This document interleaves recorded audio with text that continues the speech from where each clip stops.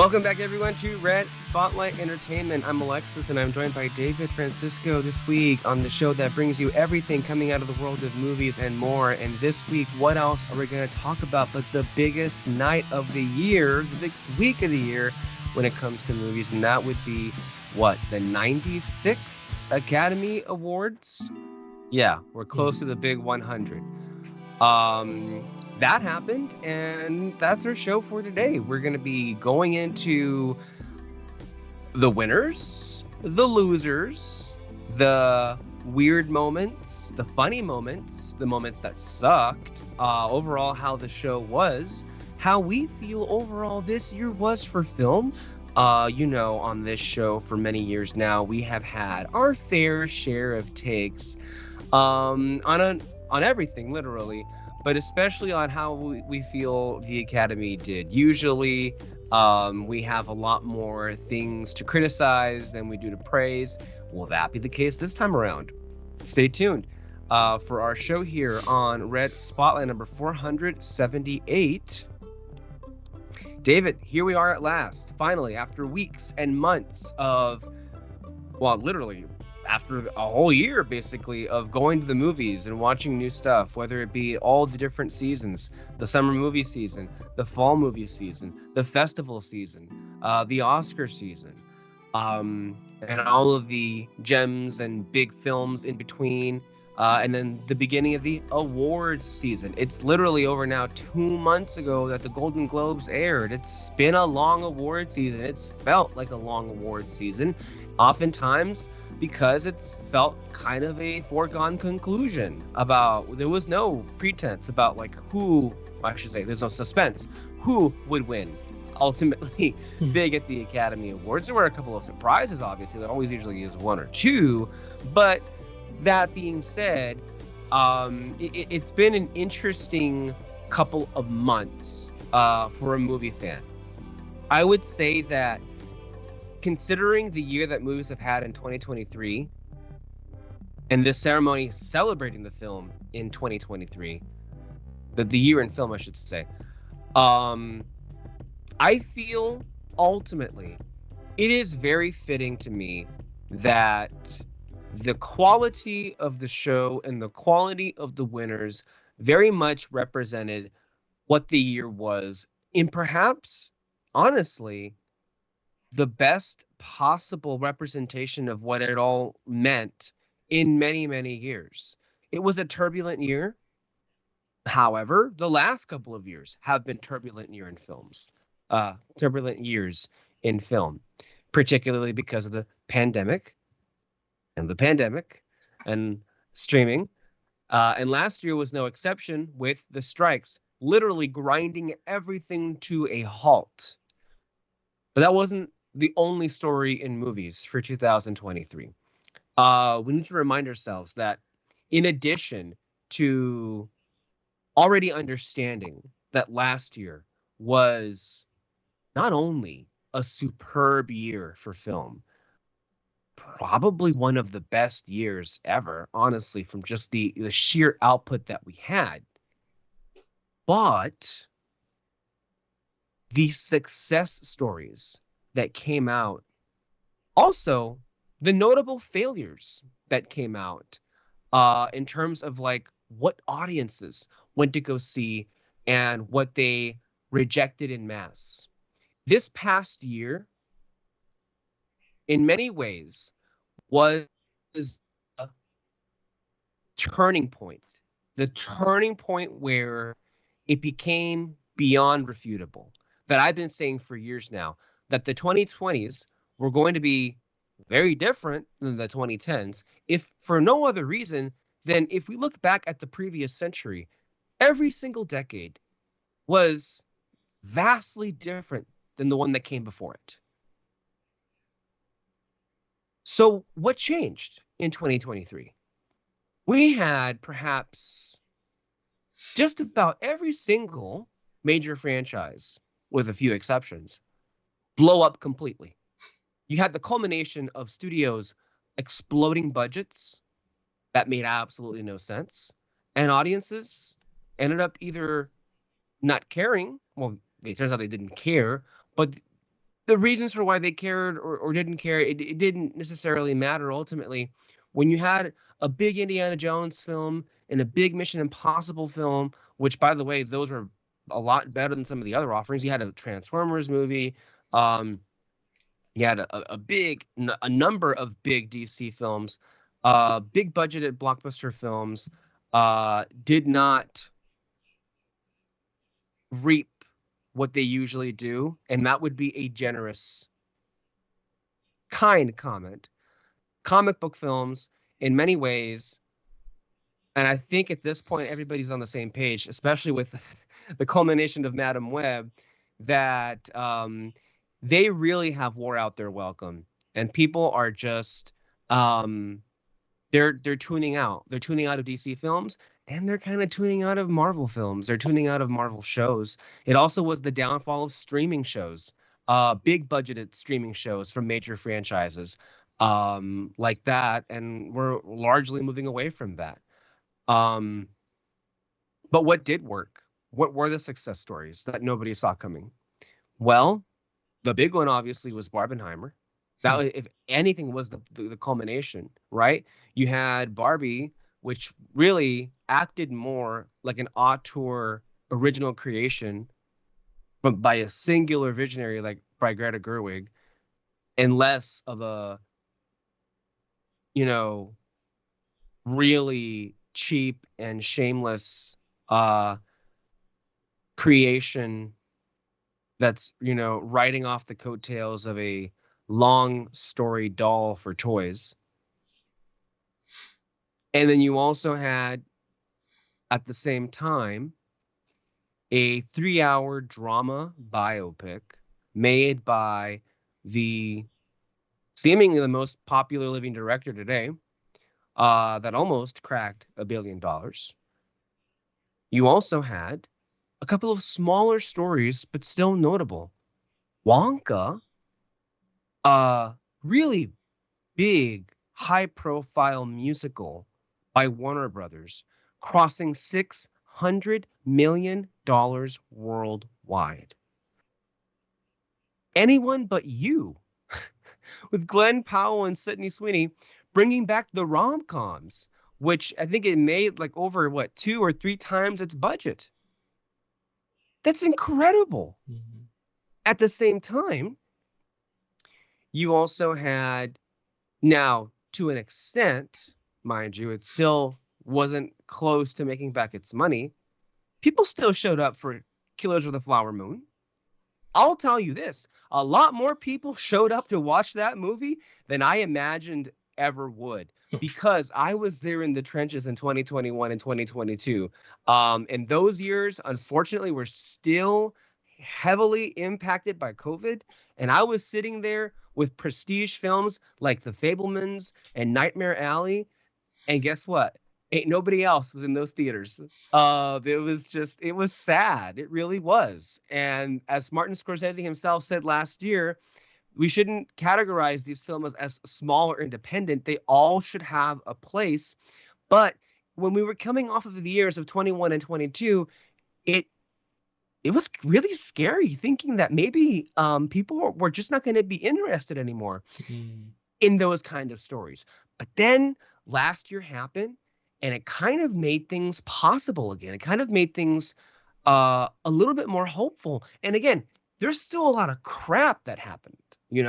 The studios literally ripped off their masks and revealed themselves to be Emperor Palpatine by just trying to run over, literally trying to drive people out of their homes for daring to stand up for their damn rights, trying to replace a large amount of the workforce with artificial intelligence, just absolutely just trying to union bust and crush their own workforce is incredible. David Zaslav is still at large, getting away with just film. It's on a murder spree of how many films he can just freaking with an axe just fucking kill and beat. I mean, Coyote versus Acme, who the fuck knows where the status of that is at? But the outrage, if for nothing else, the outrage that has come out in response to the disgusting David Zaslav, I'm appreciative at least for that, because we need to have that outrage showcased there, because we can't allow this to be normalized, because the second you allow it to be normalized, everybody's going to want to do it. You know, he needs to be investigated. Congress needs to step in and stop this, because it is a hatchet job. It's like, I don't know who said it, but it's like burning down a building for the insurance money, which is something that I think Robert De Niro's character did in Flower Moon. It's so unbelievably obvious. Bob Iger came back at Disney and kind of, showed his hand that maybe he was never all that talented to begin with, because he just reverted back to the same decisions that he made, but he has no fucking clue what is going on. It seems like, because if he just thinks he is going to use the same playbook that he did back in the previous decade, is going to, make his company successful again, it's not going to happen. That year, he himself was like pulling his hair out, because he couldn't believe that every single one of the films that was released under their banner, aside from Guardians 3, was imploding and nobody wanted to see. And you know what made it even more hilarious was that the one film that actually was very profitable for Disney, aside from Guardians 3, was a Searchlight film, a little movie that's now a four-time Oscar winner, called Poor Things, grossing over $100 million at the domestic box office. And that also is insane. A movie like that making over $100 million in 2023, 2024, when in 21 and 22, so many films like that, people were like, what? That came out when? Oh, yeah, that's right. I was watching Spider-Man No Way Home instead. Like, I feel like if we're just talking about the year, there's a lot of things. And again, even that 2023 physical media all but went extinct, but there's still a couple of forces at play that are keeping it alive, at least for a little bit longer. So a lot of things happened last year. Just to quickly recap, a lot of stories happening simultaneously, and nothing existed in a vacuum. It was all connected. It was all interlinked. So there's good things to talk about. And for once, we have a really interesting year in film that is not dominated by abject horror. David, I know I threw a lot at you. I just recapped the year that was, but I am curious to hear your thoughts overall as to what you think 2023 meant in film to you. That was a lot. Well, when is it not? I mean, come on. Come on. Whoa, that was a lot. I always throw it all at you, but you need somebody to actually recap it and remind people of these things. And you can't trust people like Peter, because all he'll do is just like literally look at his phone the entire time while having an ugly ass background behind him. Yeah, I'm calling him out. You think he's too fucking, you couldn't, David, I'm disappointed. You couldn't have told that jackass to change this ugly ass background. And I bet you, he probably didn't even realize he still had that background behind him, even though you weren't even talking about Poor Things in that podcast. You could have at least changed it to a Dune. Yeah, Peter, I'm talking about you. Jesus Christ. Sorry. I needed to get that out there, because I'm just like going fucking crazy. How do you not see the background that you're projecting behind you? God damn. I even threw more at you. You don't have to respond to that part. Go ahead. No. Hold on. I'm going to cut you off again. Which is to say, good job on hosting the back half of last week's podcast. Really interesting conversation. I agree with Kaya Lira. Even though he can't be bothered to ever say a single nice word about me, I'm happy he came out and gave you plenty of praise, because, of course, you do deserve it. So, sorry, I'm just getting things rolling right off the bat. Go ahead. It's cool. Go ahead. When I said that's a lot, I just kind of meant like, man, a lot of things did happen last year. And it's just like, it feels like that took years to happen, but it's like, no, all of that actually did happen last year. Like, what the fuck? But no, yeah, I mean, I agree with you with the whole like good year in movies. I didn't see, I would probably say like half the things that I wanted to see that came out that year, but I'll get to it eventually. And I'm really happy with what I saw, for sure. I mean, the top 10 that I have, like they're set. It's like there's no like all the other. Is that breaking news? Do we have here officially? We can now confirm to you for the first time on our show that David Francisco has locked in his top 10 of 2023. Is that true? Yeah, pretty much. Wow. Yeah. Okay, well, you would be the first. I think, well, technically, maybe you might be the second. I know last week we were kind of talking over like which ones or which one would be the last one on my list, but I think you and I are pretty much set to the lists, which means, again, not to use this entire show to call people out or take some cheap shots, but let's just say there are some of us who are far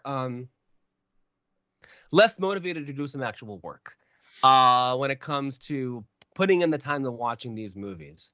And I would say that for one individual in particular who for years would chastise the rest of us for failing to keep up with him and would literally list off like dozens and dozens of honorable mentions. It's just funny to me how that person literally, he took the half of last year off. If you notice, the half of the podcasts, I don't know how many podcasts Peter was in last year, but he was around every now and then. I mean, of course, we say that we know obviously the reason is he has some very important work to do, more important than whatever we have going on here. That being said, he has been missed, I guess a little bit, as far as the conversation is concerned. So there's that. Yeah. But that overall highlights the point that we need to move on to 2024, but we can't do that until we do a top 10 of 23, and we can't do that until all of the people who would like to be on the show actually start putting in the work to do so. Otherwise, if we're not going to do it this month, and if we're not going to do it next month, we might stand a chance to match the longest we've gone into. I want to say it was either 19. Yes, I think it was 19, the year 19, where we went all the way into May to drop that episode. And for people who are not aware, by that point, half of the year is gone. Half of the new year is gone. So I implore my fellow friends here on this show to get a move on, at least for our sake and for your sake as well. Especially because the Academy Awards have already happened, so it's like, well, what is there left to do? I mean, personally, do I have movies that I would like to see? Yeah, but I'm not necessarily going to prioritize them at this point. I would say that, and this is not to show off, but at least to me anyway, what I have, found such incredible comfort in my life personally. I think to me, the most artistic side of me comes out the further I immerse myself in the film. I think more of myself comes alive the more I throw myself into different kinds of films. And in the over 100 movies that I watched last year, and look, for most people, it is extraordinarily difficult to even do that. I go out of my way to do that, and happily so, because I don't limit myself to any one type of story. I don't limit myself to one type of genre. I literally watch all of them, even things that I know are not going to be great. Go ahead and do. I've watched a lot of short films, short documentary films, documentary movies, obviously live action, animation, all the genres, comedy, drama, of course, comic book. I like all kinds of movies. And my favorite kinds of movies are good movies. And my least favorite are not so good movies. And we did have a number of those that happened last year as well, as we have every single year. So overall, I think it's been an extraordinary year. It used to be that 2019, I think, was like my favorite year for movies. But if I'm going to be honest with you, and while I still feel the 2010s was an incredible decade for movies, I'm already feeling that the 2020s have already topped that, because these last 3 years, and remember, when we were doing this back from 2015 to 2020, the rule was every other year, there'd be some good movies every year, but every other year wouldn't be that great. But these last 3 years have been stacked, and it also feels like one has been improving on the other from 21 to 22 to 23. So the Academy Awards happened. And there's a lot to say in regards to who won, what didn't, what transpired. But it was pretty notable because I feel like if we're going to start off with a natural point, and I think to me, what I'm most interested in speaking to right now in the moment is what the Academy Awards even represent. Because for the last decade, it looks like, for many of those years in that decade, I think it's no secret, some won't say this word, but I'm going to say it, that the overall presentation of this award show, for lack of a better word, has pretty much sucked. Like, and there's no shortage to the number of ways that it sucked. The number of embarrassments, the number of disasters, most of which were self-inflicted, that happened on this show really have tarnished what the Oscars are and what they mean. And that's not even getting to the behind the scenes stuff that has come out that really reveal a lot of the strange and often dumbfounding rationale and mindsets behind the people who call themselves Academy Award voters. That happens literally every year as we get closer to the ceremony. So much has happened that has really just diminished what this means, at least to me. So much so that, look, going into this, to any award season, and we said this at the top of the year when we were talking about the Globes, what do we, and when I mean we, I mean you and me and Alexis, ultimately, when we get to an award season, what do we look forward to the most? The Globes. Why? Because they always put on the best show. At least they did. They did. And this year was a really interesting turn that happened because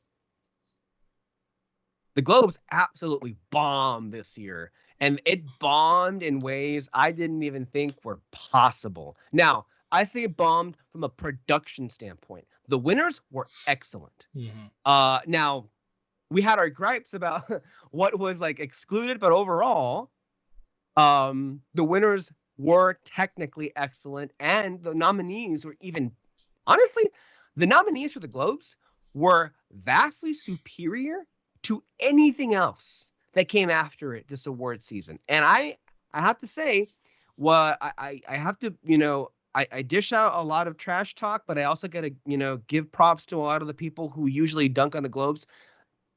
It's not necessarily an uncommon idea that I've noticed that people do share the sentiment that the Globes really knocked out of the park when it came to the nominees, really inspired choices. And so I hope to see more of that next year. But what I also would hope is a better show.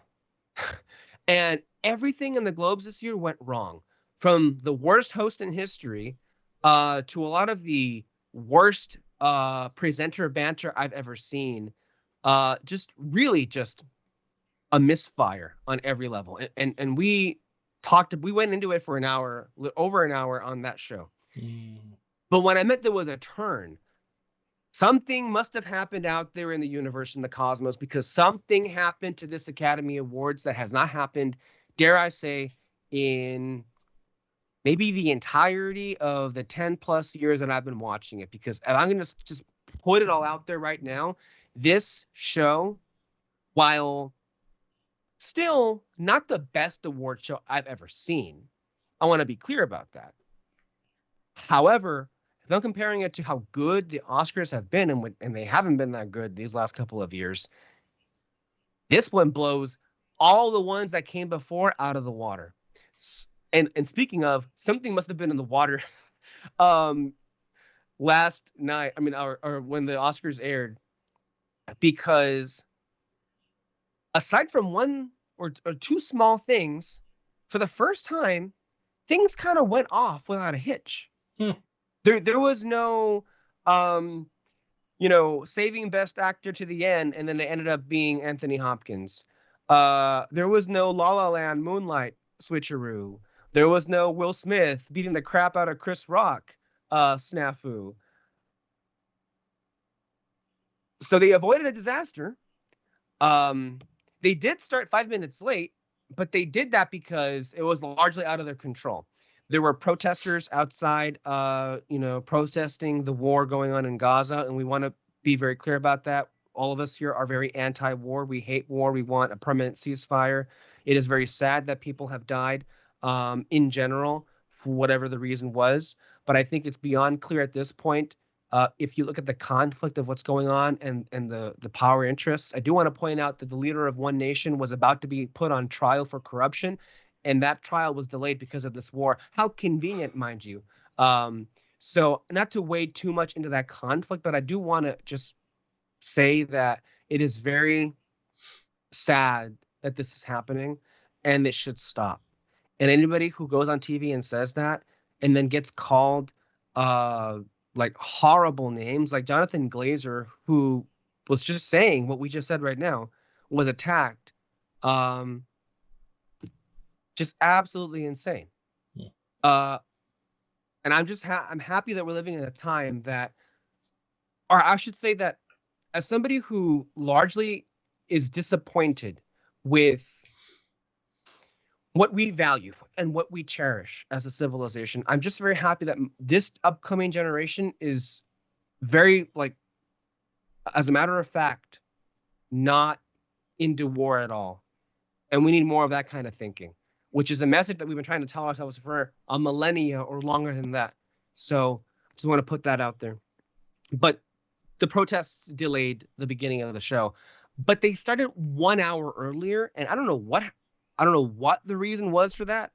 But they should probably do that, because for whatever reason, that seemed to really put a pep in their step, because the whole thing ran smoothly. There was really no sense of chaos, which is good for the Academy Awards. The overall presentation was absolutely what you would expect the Academy Awards to look like. And look, when you go up and down the list, it was a genuinely entertaining show, while also feeling like a true celebration of movies in a way that the show hasn't felt in a long time. Now, of course, there were some exceptions. The low points of the night, as one could expect, were the jokes that didn't land by Jimmy Kimmel. And I'll say more about Kimmel in a minute. But there were a number of groaners. There were a number of boos. I think, to me, the joke that not just he, but every single person who dares to do a movie award show, they need to retire this stupid joke, because it's not funny anymore. Maybe it was, but it's not funny anymore, joking about how long movies are, because you really come off as like anti-film. Yeah. When you're not reading the room anymore. And also, Oppenheimer, which just won Best Picture and just was like one of the most successful films at the box office ever, especially for a drama of its size, was 3 hours long, bitch. Shut the fuck up. Avatar: The Way of Water, 3 hours long. Over 3 hours long. Avengers Endgame, 3 hours long. 3 hour long films and more make a lot of money time and time again. No, the people who bitch about that are honestly, if you look at the numbers, it's just a cheap not that shot. many. It's also a cheap shot too. Yeah. Especially because, like, they single out Flower Moon for that. Obviously, it's like, oh man, that really rubbed me the wrong way. That joke, anyway. Mm-hmm. You wanted to add on to that? Well, actually, I want to put it out first. I didn't watch the Oscars. I just saw your clips of it and everything. So, like, if people are like, man, he's really quiet, I'm gonna be really quiet on this one, just because there's not much for me to give about the performance and all that. Right. So that was, but let's be clear here. That I guess I was trying to get to that, but my mind kind of crapped it out or something. But you were in the middle of watching Dune Part 2, weren't you? Yeah. I saw it with my dad. Yeah. I'll bring that up real quick. I saw Dune 1 the day before. When was the Academy? Sunday? Yeah, on Saturday. and all that. And we had this hilarious bit where as soon as we finished it, Kyle puts in the group chat that he had just watched it too with his dad, and we're like, the fuck? Like, I'm not kidding you. The credits started and he sent that message. I'm like, how the fuck did this happen? Anyway, and so yeah, he saw the first one. We explained to him some stuff. He really liked it. Second one came out. We saw the second one. He was just like, yeah, that was really good. So he enjoyed it. I was very curious. Yeah, for sure. I was very curious what he was going to think, just because Mm-hmm. it was really going to be like a 50-50 shot of whether or not he was going to like it or not. But I'm glad he enjoyed it. Anyway, sometimes gambles pay off, and Yeah. I think ultimately that is a very good excuse to miss the Academy Awards, is to go watch Dune Part 2 as many times as one possibly can in the theater, for sure. That being said, I did have you watch the clips that I sent the chat.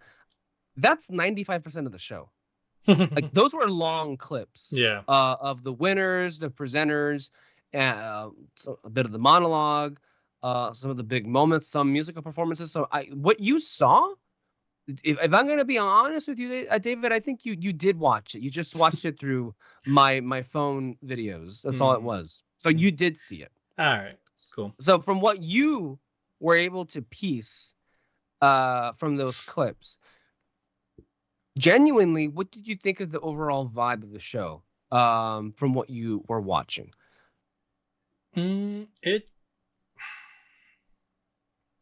Granted, of course, I guess there are a couple of degrees of separation. I did watch the telecast in its entirety. You're watching it through the clip, so maybe it can't be a 1-to-1. But did you think much of them, or I guess maybe it didn't translate? Because personally, I think it's one of the best shows they've done in a long time. That was me watching it in the moment. But I don't know how you feel. I mean, from the clips, I think I can definitely see that it was a bit better than the last ones. Just because from the last ones, you could just tell something was off about them.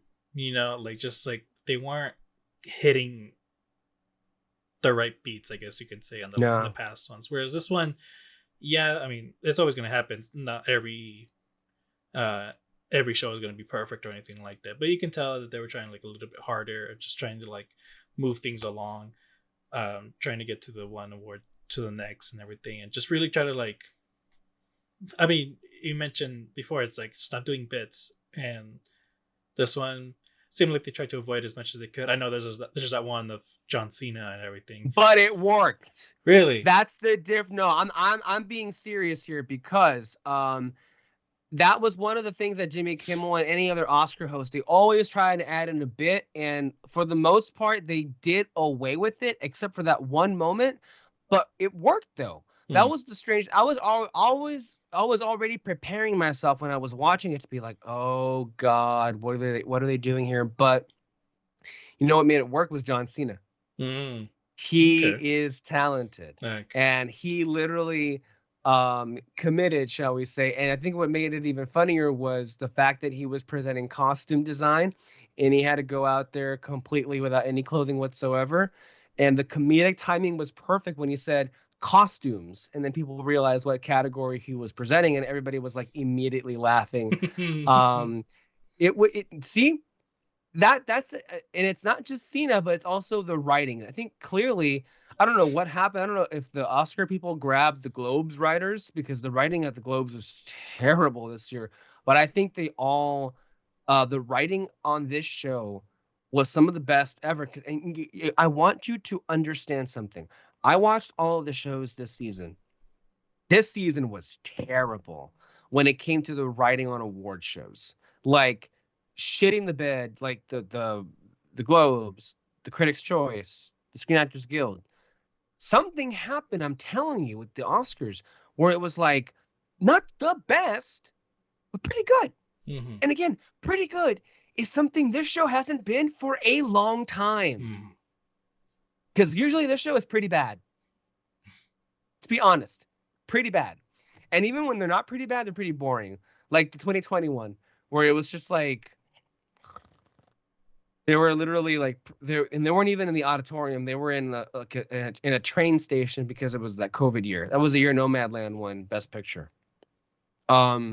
So yeah, I guess maybe it didn't translate, but I'll just tell you, the writing was on point. The presenters had great chemistry.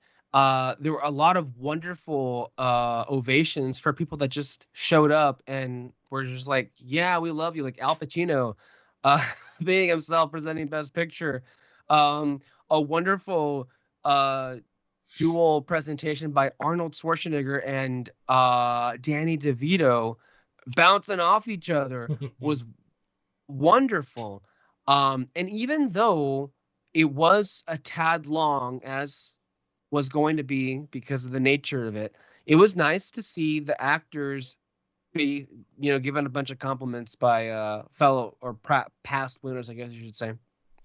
Um, Kimmel, I think, deserves a lot of credit for keeping the show moving, because this is what also plays into how good or not your show was. Pacing. The last couple of shows have been absolutely brutal because they were just like so low energy, so sluggish. This didn't happen once. This didn't happen once with this show. And a good host knows how to keep this shit moving along. They did such a good job. Guess what happened? They actually finished early. They finished early, and they were like, I think we don't have any more awards. So how are you guys doing? Like, there was a point where Kimmel was like trying to stall for time because he needed to wait until the end of the hour for them to show the new episode of Abbott Elementary. That's what they were waiting for, which I guess would be at 9, I want to say. So it still ended up being over 3 hours long, but that's the norm for this. That's necessarily that's what they're shooting for anyway. But still, it's like, when was the last time this show ended on time? Like, that's incredible. And Kimmel, I think, did the best job he's done this year because he just felt so comfortable with him already having done it so many times, moving it along. And I think what makes it work is he does have a couple of really good singers. That helps him a lot. Mm-hmm. But I think what he also understands is he is able to quickly recognize when a joke just is a dud and it's not going well. Because unlike Joe Coy, who was like, right? Or, come on, guys, these are the jokes, and yells at everybody for not laughing at them.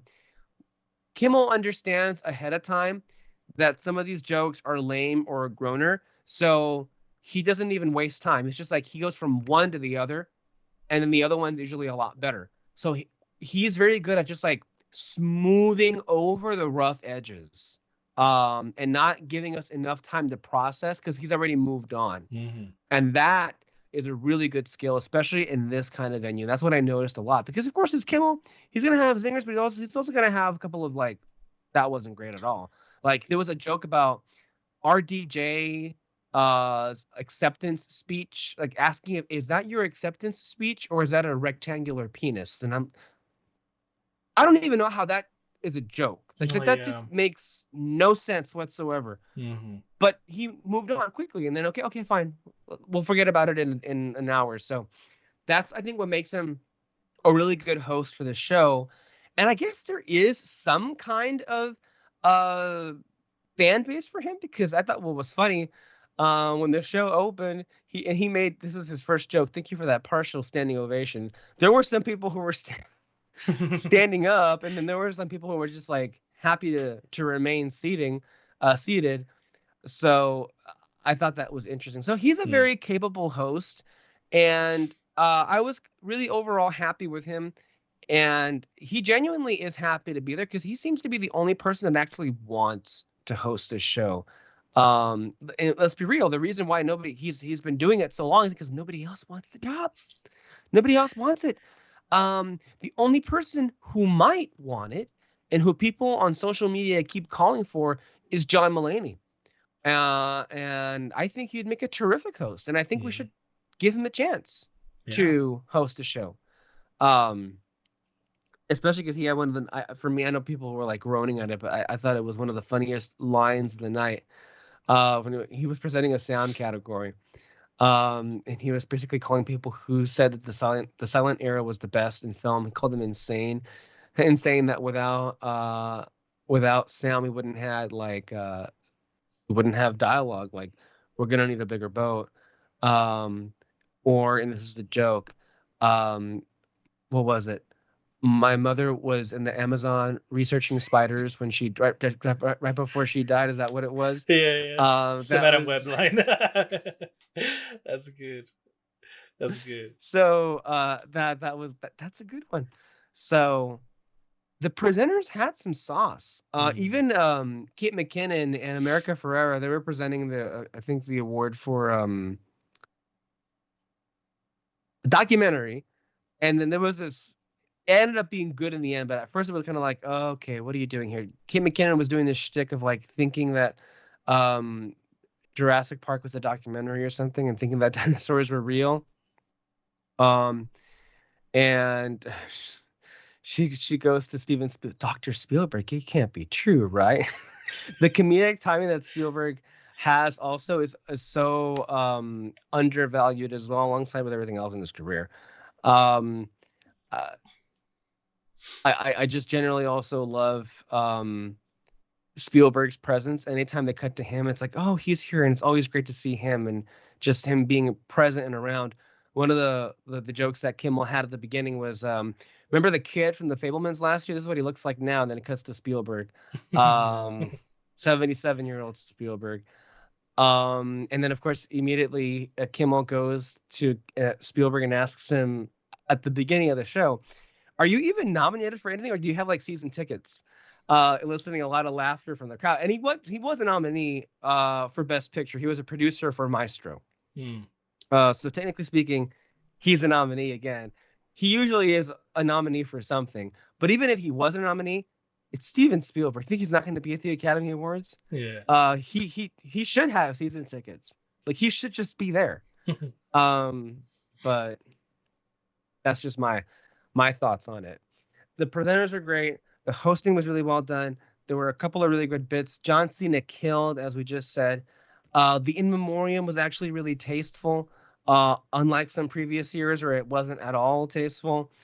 And it moved really quickly. And what they also did was they didn't waste time. They didn't waste as much time with the musical performances. They recognized that some songs didn't need as much time as others. And so some were like really short and over with. And then the two main ones that people were actually interested to listen to, they were given their individual like set pieces that were definitely like focused. So even though that we had like 5 songs performed, really only 2 that people would like noticed. So that cut down on time a lot. Then what happened was that throughout the night, what they actually saved time with Best Song and Best Picture, because as what was going on throughout the night was that when, for example, they did I'm Just Ken or What Was I Made For, when they performed, people knew it was because they were a nominee for this category. So when Ariana Grande and Cynthia Erivo presented the award for Best Original Song, they didn't waste time, and here are the nominees, because you already know what the nominees are. You've seen them if you've been watching the show. So they just like opened the envelope and announced the winner. Similarly, at the end of the show, Al Pacino did not read the nominees one last time, because they were playing clips of each Best Picture nominee throughout the entirety of the night. And he claims anyway that that was an intentional decision made by the producers, even though something about it was weird or delayed. When he announced what the movie was, the amount of confusion that went on and the delayed response was so funny. So when and I don't know if I think he was told to slow his speech a little bit because they needed to kill time, because he took a while. And now what I'm going to do is open the envelope to see. we know what you're going to do. I think he was dragging it out because he was told to do that. And he didn't say and the nominees are, or he didn't say and the winner is. He just flat out opened the envelope, and I got it, but nobody else. He opened the envelope and he said, "And my eyes see Oppenheimer." Silence. There was silence. It's just like, what did he say? And then some people were like thinking, oh, he's reading the nominees. So the first one he said was Oppenheimer. So first you hear silence, then polite applause. But God. then Al Pacino keeps reading because he's not reading the nominees, he's reading the winner. So what he's reading is Oppenheimer. Then the producer's name Emma Thomas. When he says Emma Thomas, the producers play in the music, and then people were like, "Oh shit, that's the winner!" And so you hear the cheers start to like erupt, and then that startles Al Pacino, and he's like, "What happened?" It was a perfect, like, chaotic moment. Like, I don't know if it was at first I thought it was a senior moment because he's in his 80s, and I thought he messed it up and he kind of blew past the reading out the nominees one last time, as is what usually happens. But no, the producers were like, no, there's no need to. People know what the nominees are. More importantly, we know who the winner was going to be. So, which is why I was like, but that was just so funny. Just the delayed response, the silence, and then just like and even Al Pacino just being like cut off guard in the middle of reading the winners, just like, what's going on? And then people coming up to to accept the reward. So you see, it was that was a little smidge of chaos that also just made the night ultimately worthwhile. And of course the performances, the two big performances. Starting off with the smaller one, Billie Eilish. Wow. Like, and also that song gets better every time I hear it. It beautiful stuff. And what a just a generational talent she is. Already a two-time Oscar winner. Two-time Oscar winner. But then I'm just Ken. You did see this, didn't you? Oh yeah, for sure. Tell me what you thought of that. I mean, it's just fun. Like he could tell that he was really trying to have fun with it. He knew how ridiculous it was. Like freaking Ryan Gosling himself. It's like, I love the way he started off though. He was sitting right behind Margot Robbie, and she was just like, I can't believe this is happening. It wasn't just her though. I didn't realize it, but as he sings like the first note. Yes, Margot Robbie in front of him is like losing it, but also who's doing a better job of hiding it right behind Ryan Gosling was Billie Eilish, and she was doing the same thing. She was trying to like hold it in from cracking up. So everybody around, but what was really there's too many amazing moments in that one performance. I think to me, in a way, it kind of made me really just like emotional and proud. It really was like the moment that the Barbie team really deserved. Ultimately, I think they won like only one award the whole night, which is the one that they were expected to win. And ultimately, even though nobody on Team Oppenheimer wants to admit it, their film and the money they made from that film largely, it was riding the coattails of Barbie. Without Barbie, Oppenheimer would not have been the success that it was. It would have been successful, would not have been that successful. So when we get to award season, Barbie gets almost ignored.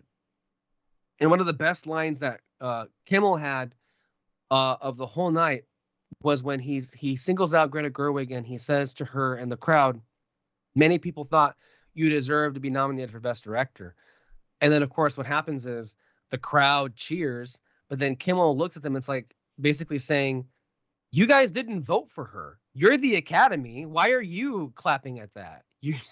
So, I mean, wonderful moment there. But what I really enjoyed about I'm Just Ken, one of the many things, was as it was crescendoing to its like big end, Ryan Gosling goes back down to the crowd and then lends the microphone to Greta Gerwig, Margot Robbie, America Ferrera is there. Her husband's there too. Billie Eilish behind them as well. It's like, that's Team Barbie right there. And collectively, they crafted one of the most original films ever made. One of the most surprising films ever made. And a cultural phenomenon that spoke to how so many people were feeling. And honestly, with the mainstream appeal that it had, for the first time, so many people were able to finally hear that message. And yes, the monologue was not subtle, but it wasn't intended to be subtle. It was supposed to be in your face because guess what? We live in times where it needs to be fucking said out loud. So for them to all sing in unison was just like a really crowning moment for all of them involved. And of course, what I was also really happy to see was a lot of the co-stars were also in a lot of the Kens all the Kens came back and performed. Chudi Gatwa, Simu Liu, Kingsley Ben-Adir, like Scott Evans, right? Yeah, they all came back, and it's like this is great. Like, and what I thought was interesting was the idea that it was kind of like a possibility there that Ryan wasn't gonna do this. Mm-hmm. This almost didn't come to fruition, and when I read that a few weeks ago, I was so stupefied because why would Ryan be? And then in the trades, their team was like saying, "Yeah, it's a big risk." Risk, right? Like they were like, it would be really risky of him to do that. I don't get it. And in large part, look, it would be, maybe I could understand it if I thought for a second he would suck. No. But Ryan Gosling doesn't. He never has blown it. And so when like, and he also, like, I don't know, people think like he's just like he's not a technical singer, but there wasn't a single note that was off key. Mm-hmm. Like, and he was singing live. Yeah. Like he delivered, also moving around. Like, but he comes from the stage. Mm-hmm. Like his beginnings many years ago was from that. So maybe it had been so long, and maybe he had some kind of insecurity. Because remember, he didn't do the performances for La La Land. I mean, so I think, I mean, like I said, when we first talking about this, like, I just feel like he just knew how to have fun with this one. You know? Like he knew it was going to be ridiculous, and so he just kind of went balls to the walls on it. You know? But it's also, I think what happened is it's a showstopper. Yeah, like it brought the entirety of the broadcast to a halt in a really good way, because it was a moment, and literally everything about the performance was perfect. The costumes, the dancers, the set design, even the cameo by Slash. When I saw it, I'm like, why?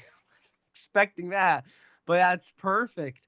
From even freaking Ryan Gosling holding the cameraman's hand, like that every beat of it, even him for a brief second lending the mic to his La La Land co-star Emma Stone, it all worked.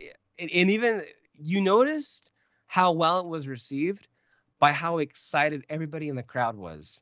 Like, they were eating it up. And I loved the Francesca Scorsese when she shared her stories on Instagram, and we even got to see Marty's reaction to the performance. He was like a kid at a candy store. Like he loved it. And I mean, everybody did. It was honestly one of the best performances on that show, to ever be on that show. Mm-hmm. And I just got to say, I mean, I told you, I wasn't at all like nervous for a second that it wouldn't deliver. And I would also say it's really impressive for the Oscars to actually deliver on a hyped musical performance. Because, I mean, remember how bad they blew it a few years ago with We Can't Talk About Bruno. Like, again, we're talking about an award show that very easily fumbles it time and time and time again. So when you have a year like, I mean, this is a show that fumbles so often, they even get the in memoriam wrong more times than not. Like, this is how bad it can be. But this is the one year where it all just seemed to kind of align together. So overall, It was a brilliant presentation. It was entertaining. It was joyous to watch. Very easily, far and away, the best presented show of the entire season. And it kind of like it reminded you, damn it, of what this is supposed to be and what this show is supposed to feel like. And I had not felt that way in many, many, many years. So what also helped, by the way, was a lot of great winners. Like a lot of great winners. Like I don't think there's one that was egregious. There were a couple where I'm like rolling my eyes for sure, but like that's a given with these people. But for the most part, you've got some great winners, and ultimately, it's kind of hard to argue again. While I think you and I feel similarly, there were some films that should have gotten some things, and we'll get to that in a bit. Ultimately, it's hard to be mad at the people that ended up winning, because they kind of did crush it, and they also kind of deserved it. So with that being said, shall we get to these winners? Mm-hmm. Ultimately, I did get a couple of them wrong, and I'm happy to, because how boring would it have been to get all 23 correct? So of the 23, 14 I got right, and 9 were wrong, which is that's a pretty big number to get wrong there. So I'll start off with the surprises, because I think there may be more to say about that, right? The first one was adapted screenplay. I had thought Oppenheimer would win that one. It probably should have, considering what else was nominated. And what they picked was American Fiction. And I also sent my immediate reaction to that, and I was just like, give me a fucking break. Again, this is one of the things that happens at the Academy Awards, where some of the most tame stuff wins, and I'm like, but you had so many more interesting options, and yet this is the one that you go with. And it happens every year. It doesn't matter if overall it's a great night or it's a terrible night. There are always things that win that just kind of like, really?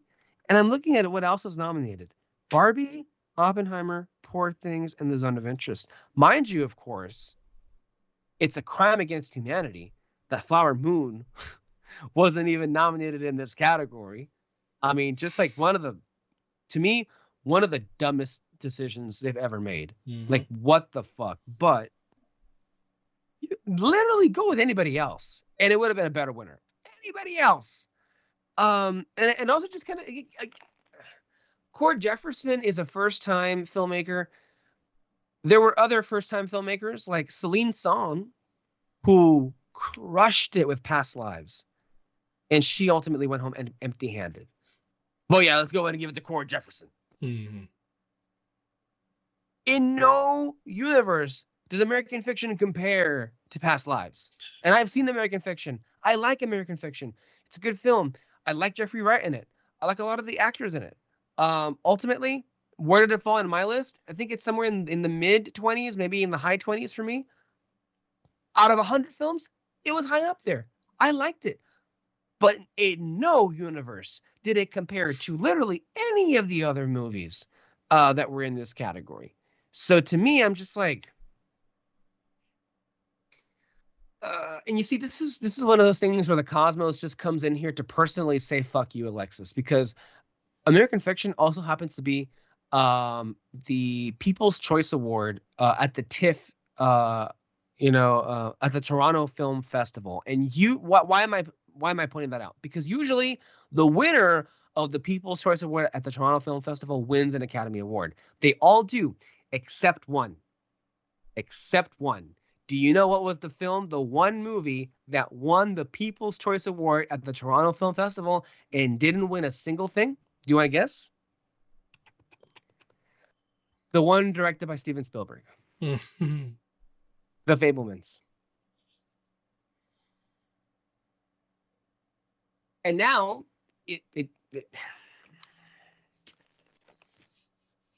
so with just one win, just so many fuck yous to me all around. It's just like, oh, okay. But genuinely speaking, Oppenheimer was deserving because it's an amazing adaptation. But Greta should have been Greta. Mm-hmm.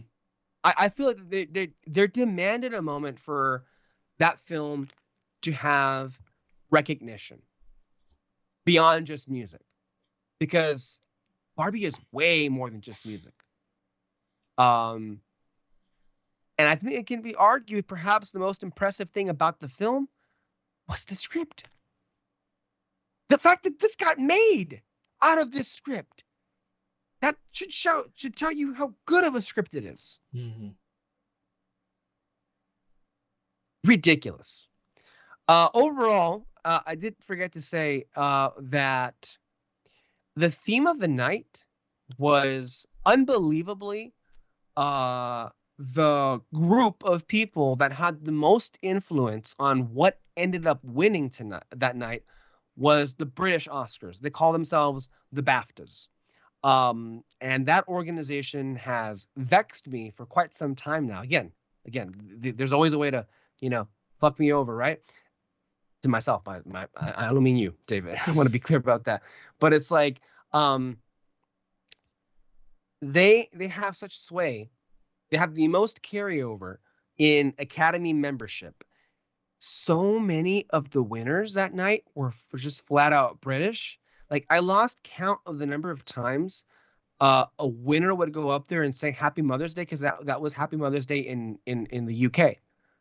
That's how many fucking Brits won that night, was how many shout outs there was to British Mother's Day. I mean, 4 of the winners were Poor Things. The Zone of Interest, while it being a German language film, was made by British filmmaker Jonathan Glazer. So that also, and Zone of Interest won 2 Academy Awards for sound and for international films. That's 6 on top of the 7 that Oppenheimer won. That's most of the awards. Mm-hmm. That's just most of the awards right there. So BAFTAs really had the most sway. And I, as an Alexis Soto, that's a disaster for me personally, because usually if BAFTA has the most sway, then I get screwed over. Usually my favorite movie would get screwed over because of that, because the second year in a row, BAFTA has fucked over my favorite movie of the year. Last year in 2022, for the year 2022, BAFTA single-handedly killed The Fabelmans' Oscar chances by nominating it for like 1 award and snubbing Steven Spielberg in directing. BAFTA is more responsible for killing Steven Spielberg's chances at winning Best Director last year than anybody else. And they're proud. They were proud to do that. This year, same thing. Did not nominate Scorsese, did not nominate DiCaprio, did not nominate Lily Gladstone in their respective categories. What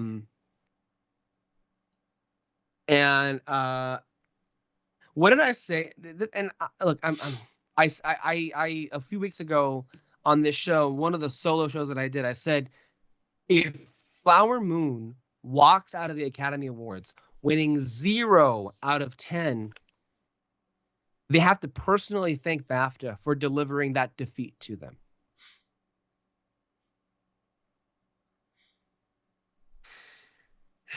Personally, this is just my opinion. I just think we'd be better off if we just let the Brits have their own thing and not have to be so, interlocked with ours. Yeah. Just my, because every country has their own Academy Awards. I want to shout out what happened also over the last week was the Japanese Academy Awards. And I'm not sure if you were aware of this, but they had some amazing winners. Of course, Boy and the Heron won Best Animated Film at the Japanese Academy. Oh, of course, that would win at the Japanese Academy Awards. It's Hayao Miyazaki. I mean, duh. But I also want to shout out a film that I've been raving about on this show for weeks now, Perfect Days, which I purchased digitally. I went to go see in theaters. It's an incredible film, one of my favorites of the year. What was interesting about that film is it is a Japanese language movie filmed in Tokyo, but it's made by Wim Wenders, who is a German director. But Wim Wenders is actually a very storied individual that on this show, Peter and I are actually going to devote a whole podcast to in the next few weeks to not just discuss Perfect Days, but some of his more well-known works in the weeks to come. But it was a unique, film to hear about that. Oh, a German director did a Japanese film, but nevertheless, Perfect Days ended up winning 2 awards at the Japanese Academy Awards: Best Actor for Koji Yakusho and Best Director for Wim Wenders. Which is interesting, having a German win Best Director at the Japanese Academy Awards. But you know what won Best Picture and like 7 or 8 or 9 other awards? Godzilla -1. Yeah. And we're going to discuss a lot of Japan later on in the show in regards to the passing of Akira Toriyama. But this last week has been a massive week for Japan and the influence of Japanese culture. The idea that the Academy Awards, like Godzilla and Boy and the Heron, both winning categories outside the international category, is impressive. Like, right on them for that. Good for them for doing that. But it also highlights something else. What we've been saying, David, is they need to change those fucking rules for the category of international film, because what do you mean Boy and the Heron and Godzilla -1 should not have been nominated for Best International Film?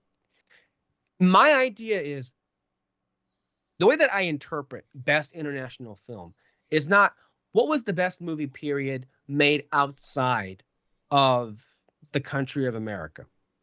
The way that I interpret it is what film had the most international appeal and popularity that was not made by Hollywood or domestically here in America. And I think what was interesting is that Boy and the Heron and not Zone of Interest, but Boy and the Heron and Godzilla are both Academy Award-winning films now, but they were also huge box office behemoths, not just in Japan, but also in America. Those 2 movies made money in America.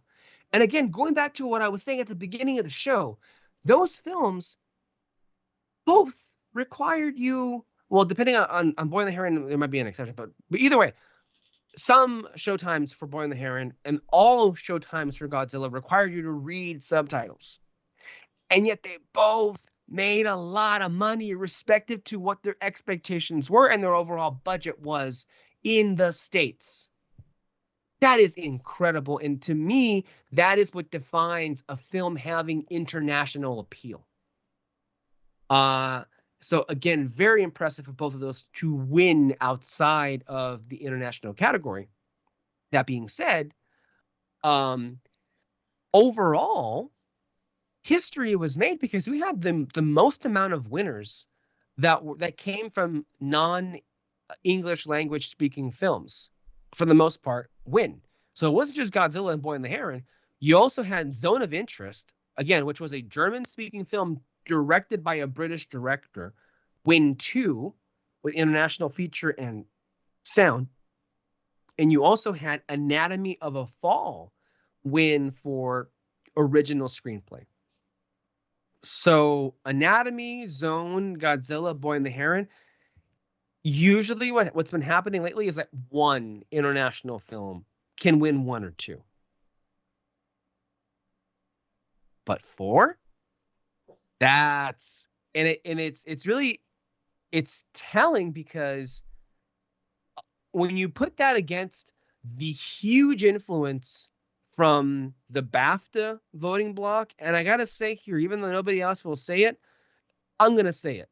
The Globes were very fucking influential. Why? Especially this year, because they changed their membership. I'll just say votership. Funny how I just make up words. on this podcast. Their votership, their watching. I don't know what's my brain is just so quick to say things it just makes up words. The votership of the Globes was far more international this year, and clearly, if you're asking my opinion, they and the BAFTA have the most influence. And I think what you're also seeing is the Academy is embracing more international movies, which is another story for 23, is that among the many films that I did see, a lot of them were international films. Monster, Passages, The Teacher's Lounge, El Conde. Like, there were a lot of wonderful 20 Days of Mariupol. A lot of wonderful international films. Most of these weren't even nominated, but they were great. So just really curious to see these stories kind of emerge. Godzilla. That was one of the best moments of the night, for sure. But it's like, this is the first ever nomination for a Godzilla film. And now, their first win. Now we can say Academy Award winner, Godzilla. That was incredible. And honestly, it couldn't have happened to a better film. That genuinely was one of the biggest surprises of last year. For one, I hadn't even realized there was a Godzilla movie that was gonna, like, actually was filmed in May, and like, oh, we get to see it. But it kind of blowing every other Godzilla film I've ever seen out of the water. It is a genuinely crowd-pleasing film with a twinge of horror and romance and hope and all the things you'd want in a film of this stature. Just so happy for all of the team that was there and accepted the Academy Award. You can tell sometimes by how shocked and how happy certain people are when they hear their name being called. And I love how they brought their little toy Godzillas with them there was a point where the director was like having a hard time holding that and his Academy Award in his hand. But you know, the Japanese people are very hardworking people and honorable people. And I think, to me, the more I find out about their culture, the more I feel like a lot of the world can learn so much from what the Japanese do and what they worship, or I should maybe not say worship, but what they value. And you can tell how much humanity they have, and how proud they are of their nation to accept prizes like these, because it's yes, it is a big moment in the history of the franchise Godzilla, but don't forget what birthed that franchise. Don't forget what kind of disaster and fire that was thrown at them that birthed that franchise. This country, in literally a lot of the films that we've seen the last year, whether it be Godzilla, Boy and the Heron, Oppenheimer, we all know the dropping of the atom bomb on them was a moment that reshaped their entire trajectory. Horrifying thing for their people to experience, but it resulted in some of the best art that I think we've ever witnessed. And that's not me saying, well, I'm happy a bomb got dropped on them. I'm just saying that it shows the resiliency of their people and the love they have for their culture, how much their work has influenced the rest of the world. What I thought was also really emotional, even though we didn't, I wish they had a fucking camera crew and they cut away to this during the telecast. But when they announced that The Boy and the Heron won animated feature film, I really wish, well, for one, I wish somebody had a camera on Miyazaki, but I'm sure he was in bed, not giving a fuck what was going on with the Academy Awards, if we're being real about that. But I wish that, because it turns out there was a camera, the crew of The Boy and the Heron were seated together watching the Academy Awards, but they were filming themselves. The Academy Awards didn't have a camera on them.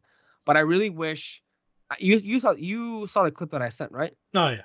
Okay, yesterday. So I really wish they would have shown it, because Man, that one close up of that one animator who was just like getting choked up over. Mm, Oh my god! It's just that those are moments people want to see on TV, and they for should have, sure. and especially because, and it means so much more because those animators feel a lot more. They feel a lot closer to real people than the actors. Like I mean, and the actors are real people too, but I think it hit harder for me watching that one animator tear up because that was literally, especially with animation, that's your blood, sweat, and tears. Especially this animated film. Evidently, The Boy and the Heron was one of the most expensive animated films ever made. It went through a lot of years of production. I think the film was in pre-production around 2017, 2018, and it went through some big changes too. Um, and there's a lot of symbolism behind it, whether, who knows if this is Miyazaki's final film or not. He says he's working on a new one right now as we speak. We don't know how long he'll live though. So this might have been the last one, but um, I also want to, it's not just his award, but it's also all the people at Studio Ghibli. Um, and it's also G Kids who distributed this film here in America. And I guess, and I want to just thank them so much because they're the ones. Remember, it used to be Disney. They were the ones who were in charge of releasing the Ghibli films here in America. But guess what happened? Because Disney was far more focused on everything else, and they were like, "Look, we've got so many like home runs. Who needs fucking Miyazaki and Studio Ghibli? We can just get it away, right? We don't need it." I think they came to regret that because while their own animated films like Wish was cratering and yet having its ass kicked by every film imaginable, including The Boy and the Heron, mind you. G Kids released The Boy and the Heron last year, and it was a successful box office um, presentation. The amount of ways Disney lost last year is incredible, and there's no shortage of ways. Of course, like and the significance of this being the second ever traditionally hand-drawn animated film to win in the category of animated feature. The first being Spirited Away. This is Miyazaki's second competitive Academy Award, third overall because he did receive the one honorary Oscar. It also, this was the second year in a row where the winner of animated feature did not go to a 3D animated film. Because last year was Del Toro's Pinocchio, which was a stop motion, and then this year was anime, basically. Studio Ghibli. I love that. And I think that really gets to more meaningful ways to celebrate different kinds of animation. I'll say for me personally, The Boy and the Heron is a film that touched me deeply. It is a film that made me go, what? It also made me lean in and try to immerse myself in what this man was trying to tell me. I know that I personally benefited, and I got a lot more out of that movie because I had recently went on a journey with Miyazaki when that movie came out. So I was like really primed to get all those things, even though I didn't get a lot of it the first time I saw it. 4 viewings later, and I was just like, what a towering piece of work. I was personally pulling for this. How many more opportunities are you going to get to give Miyazaki an award? Did you hear that? Yeah. Okay, just making sure. So that's why personally I was pulling for that film. That being said, I have mixed feelings because I think that overall, I think Spider-Man Across the Spider-Verse has something special about itself in the way that I feel so strongly about that film that it demands to be in the conversation of what was the best movie of last year. And I think, I don't know I'm finding myself to be, I guess, in the minority when it comes to that. I know that when I saw Across the Spider-Verse, that was a moment. That was a genuine cinematic moment.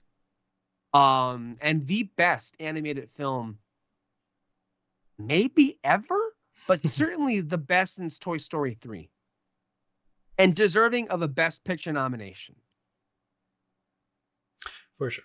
So come the nominations, this was the only thing it got nominated for? Are you kidding me?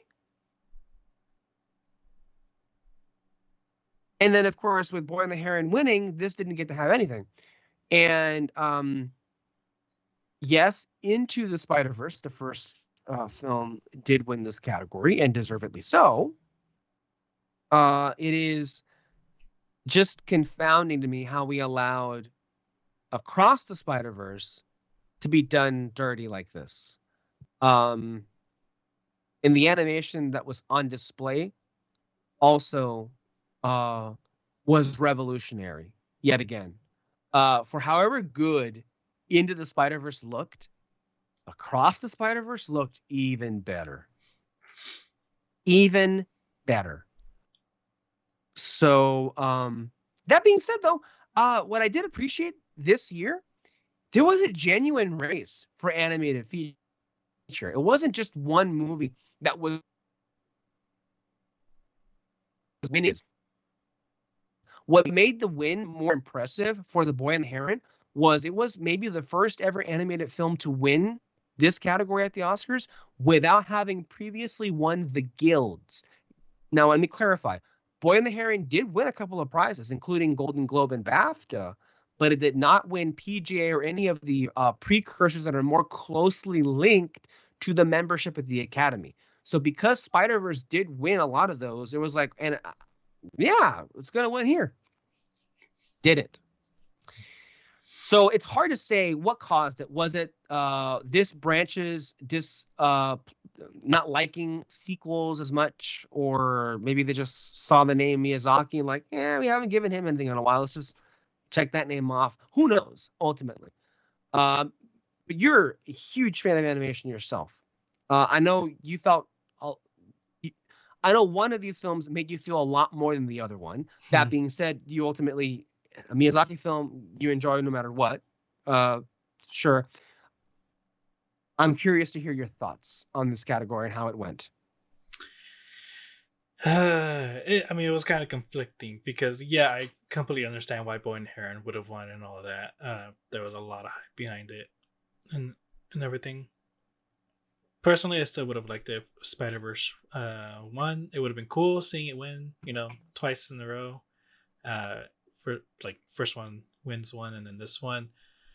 But then personally too, I do prefer Spider-Verse over Boy and Heron because there's just a lot more to it that I got than I did with Boy and Heron. Boy and Heron, if you look back at my review, it was kind of like a lot more things I complained about than I did complimented it for.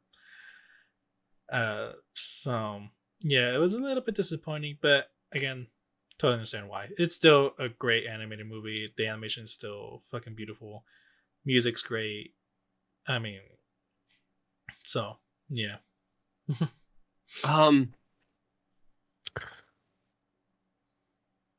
Also, there were other good nominees in this category as well.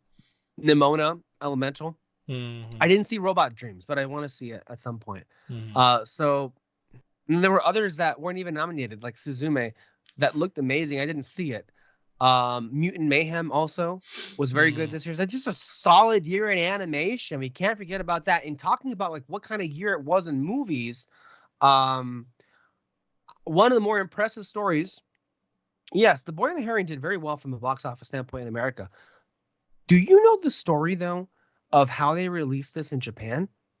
Miyazaki made a historic decision to not release anything in the marketing. They didn't release a trailer. All they released was a teaser poster. That's it. And they opened the film in theaters, and guess what? It did gangbusters because of the name Miyazaki alone drove the Japanese people to go see it. That's cool. So it's amazing. So it's, again, thinking about the year in film that was last year, there are a lot of really cool stories that came out of it. So there's that. Quickly, an international movie. The Zone of Interest is a film that is very deserving of its win.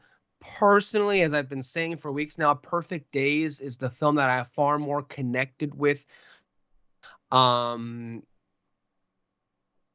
got it's kind of like you with Spider-Verse and Boy and the Heron.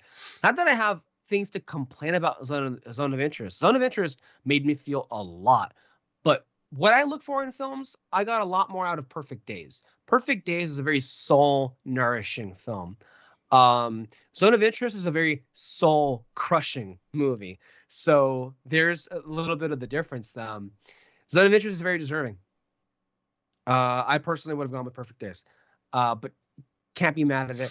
Although, you know what else could have won was Anatomy of a Fall, but it wasn't nominated in this category. Why? Because Justine Triet said something critical about the neoliberal government in France, and because they have connections with the commission that selects which film ends up being selected for consideration at the Academy Awards. You can't have that. You can't criticize the neoliberals, because then this is what happens. So just so people are aware, Anatomy of a Fall was not selected by for the French Commission because of Justine Triet being critical of the government. But that also should bear in mind, they need to change this. You cannot have a country just submit one movie. Allow them at least 3 to 5 picks.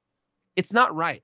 Last year, RRR should have won, but India was like, well, we like this one better. I don't even know what the name of that film was. You know why? Because it wasn't even nominated.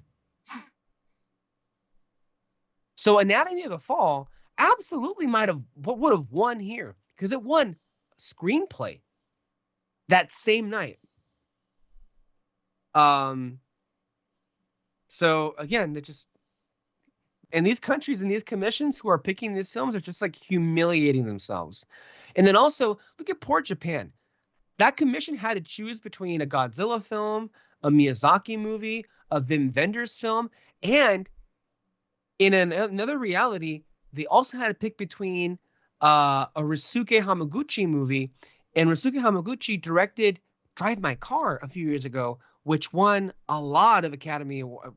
It won at least one, I believe, but it also won Best Picture at the Japanese Academy Awards. So Ryusuke Hamaguchi, I believe Evil Is Not, I forget what the name of it was, but he also had a movie that he debuted at a festival, but they delayed it because they're going to pick that film this year for submission. But that just goes to show you, it's like, it's ridiculous to have one movie. How cool would it have been if last year Japan, what did Japan, I don't remember what they picked last year, but how cool would it have been if they could pick up to 5 movies? How cool, even though it wouldn't have gotten nominated, but how cool would it have been if one of the films they picked to submit was this? That would have been great. That would have been great. Dragon Ball Superhero is what I'm holding up here. For those of you who are listening, it came out last year. David and I saw this in theaters, and it looked amazing. It honestly should have been a nominee for animated feature from last year too. So this is one of those things that need to change, personally. So there's that. Original score, Oppenheimer. Cinematography, Oppenheimer. Editing, Oppenheimer. Am I mad at any of those? No, they're all deserving. Yeah. Would I have preferred anybody else? Not necessarily, but I would have preferred someone else in particular. Maybe not cinematography. That seems pretty clear, because yeah, I mean, Hoytema is also one of the best DPs in the business, and he finally got his in that film. So happy. Those black and white scenes in Oppenheimer, Yeah, that's true. some of the best black and white scenes ever. Yeah. Ever. It was like the lighting was beautiful. Editing, I mean, look again, I just said it was deserving. But how cool would it have been to give Thelma Schoonmaker, who has been Marty Scorsese's editor for literally all of his movies, especially, and I think it's more impressive because this is a 3.5-hour movie and it moves. Mm-hmm. What did her in and what did the movie ultimately in that I noticed from a lot of those anonymous ballots from the Academy voters, those fuckers didn't finish it. And if they did, they were like complaining. No movie needs to be 3 hours and 20 some minutes long. These are Academy Award voters who are saying this shit.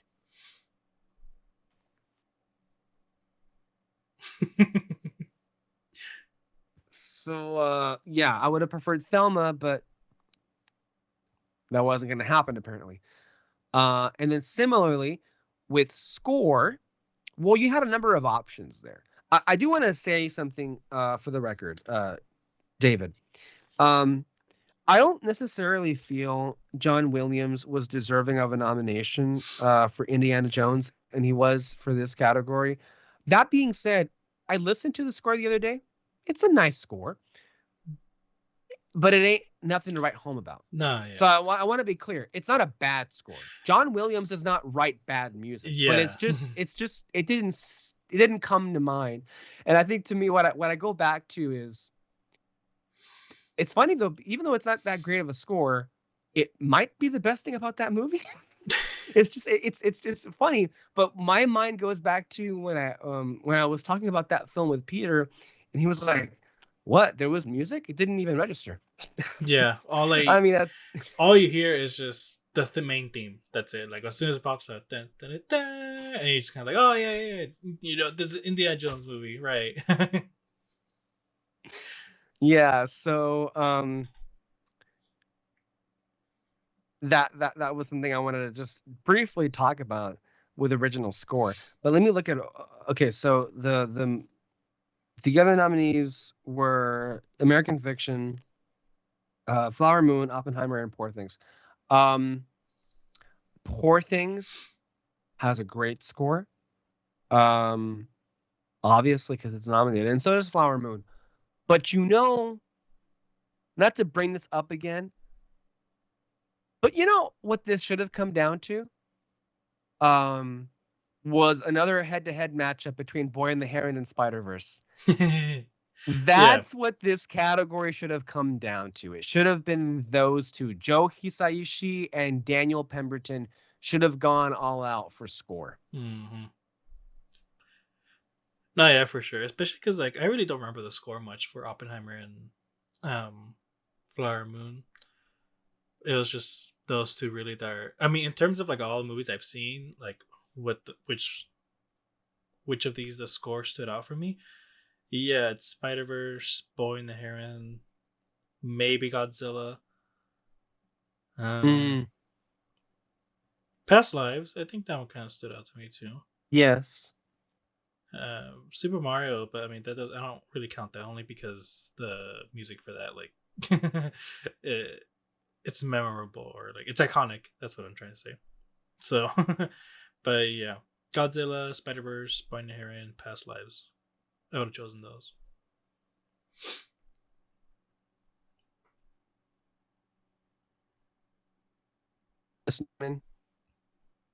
Thomas Newman, Elemental. Mm. That one was one you didn't care for, right? Yeah, actually, I remember. I gotta complain about it on our commentary on that. Yeah.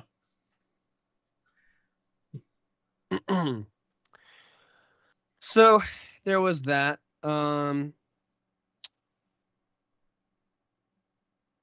Let me see real quick.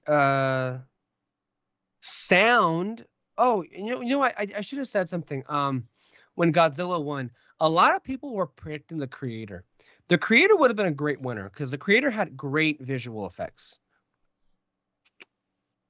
But also Godzilla was a better movie and had less to work with. So I'm like, not mad at that choice. I think it's perfectly fine to like praise it for how little it had. So. Oh, Poor Things. It swept 3 technical categories for makeup, costumes, and sets. Sets being production design. And I think very deserving winner in all 3 of those, particularly for production design. I would have honestly liked to have seen Barbie win one of these things, particularly maybe even costumes, because the costumes were great in Barbie. Just to give it something else, but didn't really register, it looked like. So let's get to the last big ones. No surprise with the supporting categories. We all knew Devine and we all knew RDJ were going to win. They won. That was all she wrote. Yeah. Even lead actor, Cillian Murphy, no surprise. But I just think, like, for as much as, however nice it would have been to see Paul Giamatti win, because he's never won before, and Paul Giamatti is just like, well, when is this guy going to get his due? At the same time, Cillian's performance, in my view, towered above the rest. I'm going to remember that performance forever and ever and ever. As I will RDJ's. RDJ, this is his 3rd nomination and 1st win at the Academy Awards. So, shall we talk about what happened with actress? I want to go to your thoughts first. What did you think was it? And we talked about this last week, and we talked about the possibilities. What did you think was going to happen, and were you surprised by what happened? I'm not surprised. Emma Stone is very popular. I haven't seen Poor Things, but I mean, it's Emma Stone. She's like, of course she's going to give a good performance and all that. I would have much preferred Lily Gladstone. Is that the name? That movie I did see, I think she absolutely killed it. Would you have preferred, if not Lily, what about Sandra Hüller for Anatomy of a Fall? I mean, if it was, so I saw both of those. If it was between Sandra Hüller and Lily Gladstone, or I mean Sandra Hüller, or I guess Emma Stone. Again, I haven't seen Poor Things, so I can only choose the 2. Are you going to? I don't know. You don't want to? You don't want to? Not between Emma and Sandra. But with Lily and Sandra, though, I would still choose Lily. Just because, I don't know. I think she had more standout moments. Those moments where she, like, legit feared for her life, that she knew she was going to be next, or she was worried who was going to be next and everything. I mean, those moments. And then when she, like, who's she go up to? When she went up to someone in Washington and was just like, please send help and all that. Like, she just president of the United States. Oh, okay. Yeah, I wasn't sure. Yeah, I think for her, she just had more standout moments for me. I've seen all the performances, and I think it's hard to be mad at Emma Stone. I think Emma Stone carried that film in ways that Lily Gladstone didn't quite carry her film entirely, because while Lily Gladstone is the heart and soul of Flower Moon, there are other players that carry the film just as well. Considering that, look, Flower Moon is not about necessarily her. She's not the protagonist. She's the closest thing to a protagonist, but there is no protagonist. There's an antagonist, and it's about the antagonist and the antagonism of the characters and they represent to this nation and the horrors they inflicted on the Osage community, particularly, which in and of itself is a commentary on, like, the horrors that this nation, America, does to any number of minorities. So the way that the film was structured was just working against Lily Gladstone's case in comparison to Emma Stone, who the film literally revolves around her and is on her every whim, and whose shoulders she has to carry the weight of the whole film. If her performance didn't work, a mistake.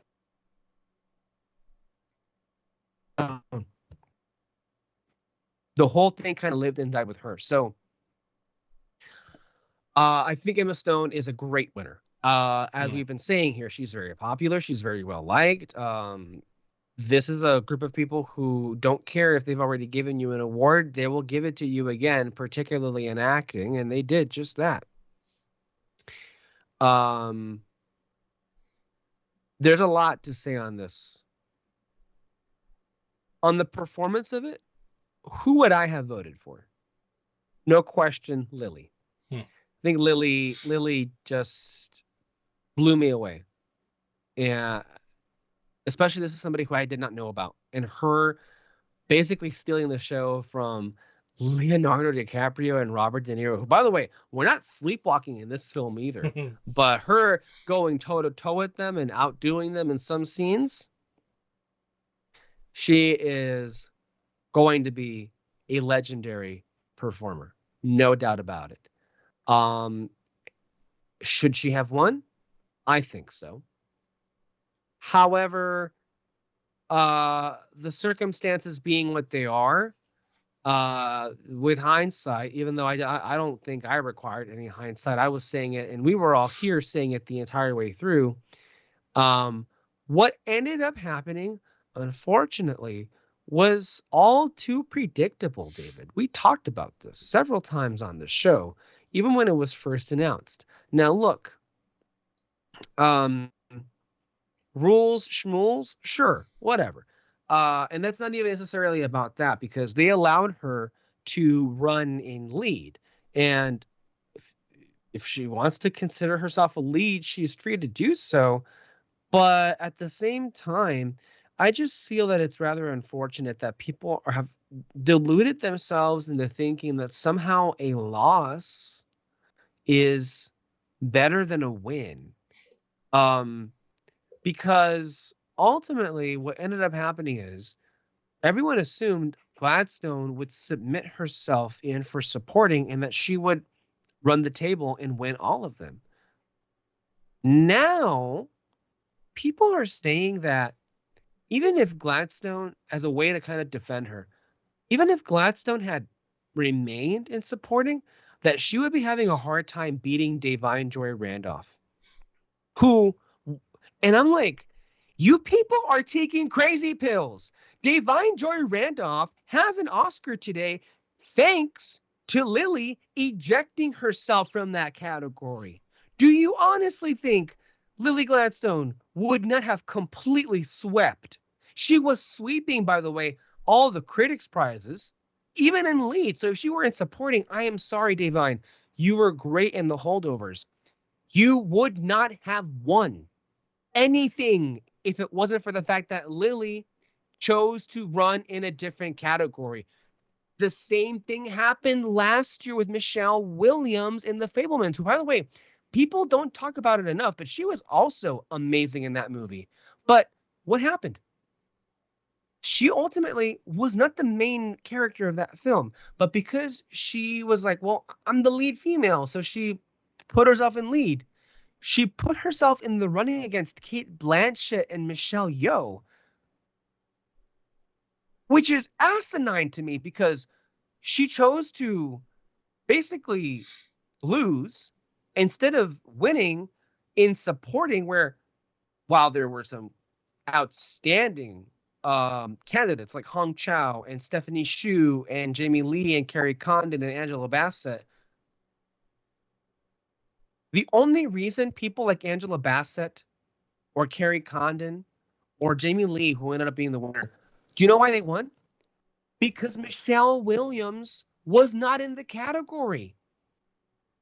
Now, yes, it's true that in the end, The Fabelmans and Flower Moon were not that well liked by the Academy to actually give them a single win. However, both of those films ran out of steam in the campaign, in large part due to those actresses, which represented the best chance for the films to win something, basically chose to take an L instead of a W. And so when they did that, their respective films were talked about far less and were taken far less seriously. So it's not just themselves that they hurt in those races. Both Williams and Gladstone hurt their films and the overall appeal or their overall chances of winning something. And I just can't believe nobody else is pointing this out when it's just so unbelievably obvious.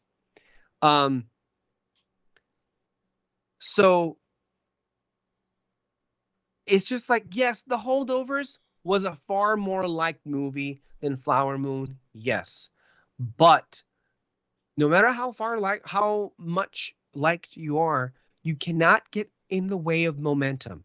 I guarantee it that if Lily had remained in supporting, she would have won every award. It wouldn't have been a competition. It wouldn't have been a question. And I understand that she wanted this narrative that she would have been the first Native American woman to win and lead. That would have been nice. But if she had remained in supporting, there would have been at least a Native American actor to win. And now we have 0 that won at this Academy Awards. Mm-hmm. So do you get what I'm saying here, David? Like, a lot of people are trying to like defend her, saying like, well, good for her for seeing herself as a lead. And it was a personal choice. Yeah, but to an extent. She hurt the film overall. But I also do think, like, if you're concerned more with like representing your community, wouldn't a win have been far preferable to a loss? And David, your response. No, yeah, I agree. I think she should have gone for supporting actress instead of lead. The whole idea that she had no chance against Divine, yeah, crazy. I agree with you again. Divine was great in Holdovers, but Lily was far better. Again, I still wanted her to win for lead actress. So she would have way bigger chance for supporting actress for sure. So, to her credit, to Lily's credit, she came close. Yeah, she came close. She came really close. And even more to her credit, she came a lot closer than I gave her credit for. And now that's not me underestimating her. That's me underestimating the Academy. I didn't think they would go for it. Now, we don't ultimately know the reason for why she lost, but I will say my suspicion is, what is it about? She came close, but she didn't quite get there. What were those reasons? I think ultimately there were plenty of people who thought, if I'm looking at Emma, and if I'm looking at Lily, one's clearly a lead and the other's not. And I'm sure there were a number of Academy voters that were like, well, that's it. At the same time, while Lily was winning all the critics' prizes, and she won the Globe, and she won the SAG, she lost Critics' Choice, and she wasn't even nominated at the BAFTAs, which, oops, the BAFTA ended up being really influential, and Lily wasn't even nominated at that ceremony. So there were huge signs of weakness in the support that she had. But then she still won SAG at the end. So some people might be asking, okay, wait a minute, Alexis, but if Jamie Lee Curtis, swooped in and scored a last-minute win last year at the SAG, and that translated into an Academy Award win, why couldn't Lily do the same thing, where she did at the last minute swoop in, get a SAG, but then did not win the Oscar? There's a big difference. The fact was that when Jamie Lee Curtis won, she had 5 days. She had a whole week, basically, of Oscar voting. Her win came in at the beauty sweet spot. Lily, only had 2 days left of Oscar voting. A lot of ballots were already turned in. And that's what I suspected last week when I told you is it's a close race. But one of the reasons why Emma might still win was because maybe a lot of voters already had turned in their ballots before SAG even handed out their trophies. And if that's the case, Emma was far in the lead. She won Globe, she won Critics' Choice, and she won BAFTA. She won 3 big ones in a row. And while I would have preferred Lily to win, there is another reason why I'm happy she lost. I'm happy she lost in the sense that this was one category the critics didn't get to fucking dominate. Because one of the things that I'm just like over is these last few award seasons, the critics get to set the table and then the industry voters just kind of copy and paste. And if there's one thing I hate, David, and I've been saying it for weeks now, is these people just like copy and pasting the exact same winners as others. And I'm like, no. Personally, I think it would have been cool if a different person won at all of the awards. Why shouldn't Ryan Gosling have gotten one? Why shouldn't Mark Ruffalo have gotten one? Why should and again, Paul Giamatti didn't win the Academy Award, but he won a Globe and he won a SAG. No, I'm sorry. He won a Globe and he won a Critics' Choice. That's not nothing. That's something. So, I feel bad for Lily, but we did kind of call it pretty early. Even before Poor Things came out, we were like, "Oh, you're gonna have a tough time with Emma." That was September when we had that discussion. Mm-hmm. Director.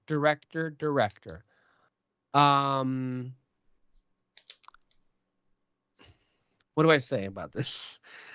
What do I say about this? If anything, I'll say this. I think it's entirely possible that maybe I am way too harsh on Christopher Nolan. And I think throughout his speeches, he has revealed himself to be a genuine sentimentalist in ways that people and many of his own cultists don't seem to see in him. But he genuinely loves film, and I love him getting any opportunity he can to promote movies and movie-going experiences and even physical media collecting.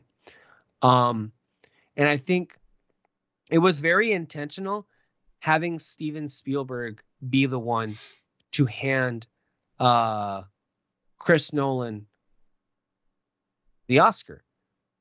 Everybody kind of felt it when it happened, that it was the symbolic passing of the baton from one generation to the next.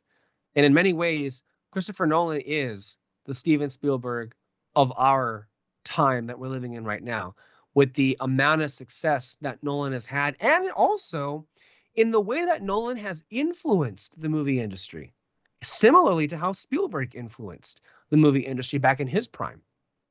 So, and a lot of people were noting how, I mean, they had a warm embrace. Nolan hugged Spielberg for a pretty big hug there. And it's like, it was a very momentous occasion.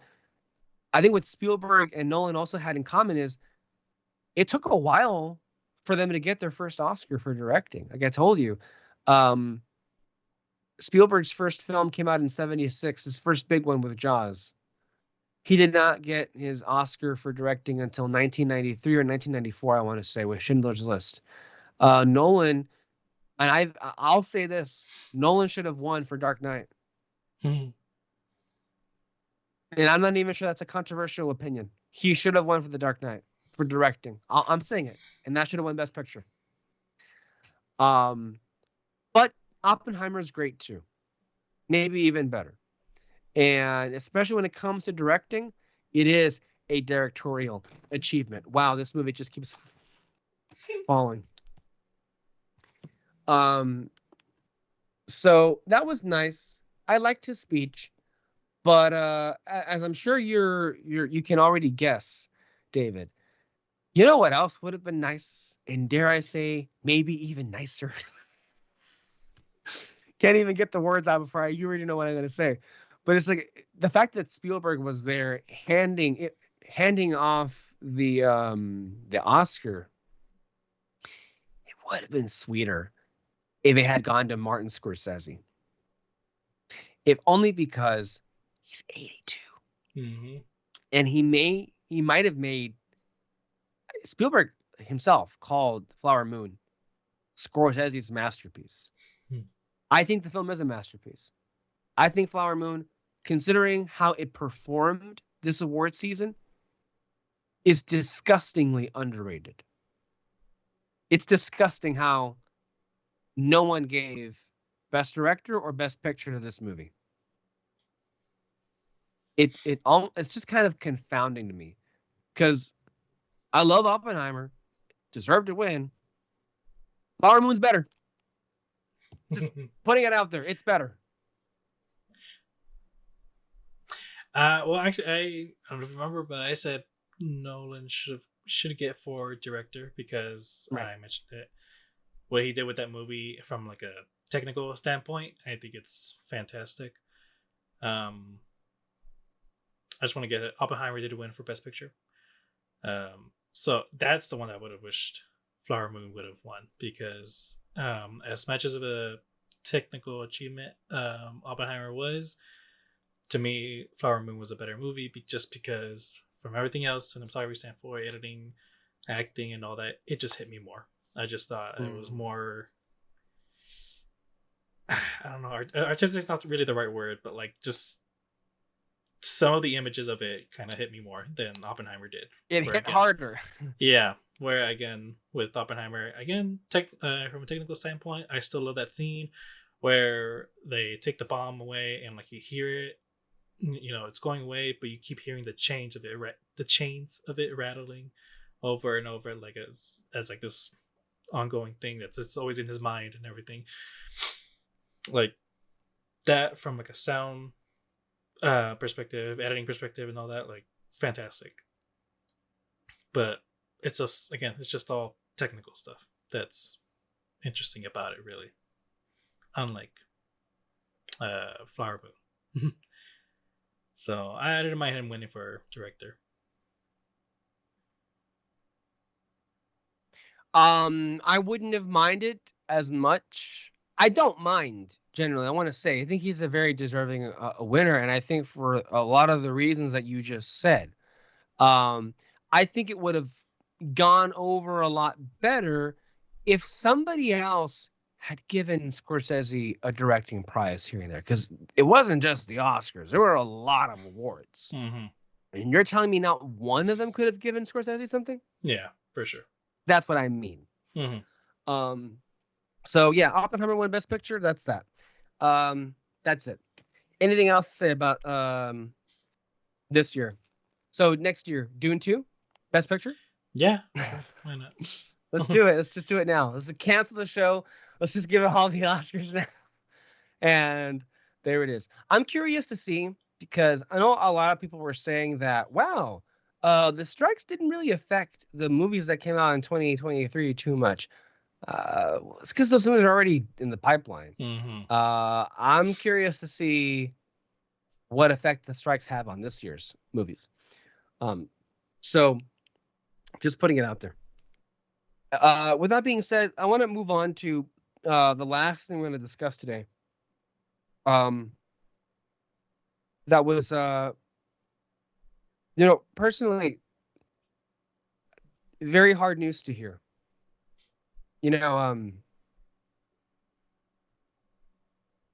Every now and then we talk about people in this industry that were towering individuals and that mean a lot to us, that when they pass on, it's something to take note of, and it's something that we should take a moment to acknowledge for the life that they live and for the the many lives they were able to touch with their work. And on this show, there have been a number of people who were quite dear to me, who have passed on. Granted, the ones that have passed on over the years were generally older individuals. I know Betty White and Tony Bennett were well into their mid to late 90s when they passed away. They lived long, happy lives. And I know that, to me, both of them were giants, for what, one with television and comedy and the other one with music. It is always a tinge more gutting when the individual that passes away is of a relatively young age to pass away at, and also one that was unbelievably vital, and creatively alert, and active, to be cut down right as you're, literally undertaking so much. Last week, I was driving to my night class, and right before I got off the car, I opened my phone and I read what had happened, and I had to do a double take because I couldn't believe what I had read. And what I read was that the creator of the Dragon Ball series, Akira Toriyama, had passed away at the age of 68. And it was hard to process that information because,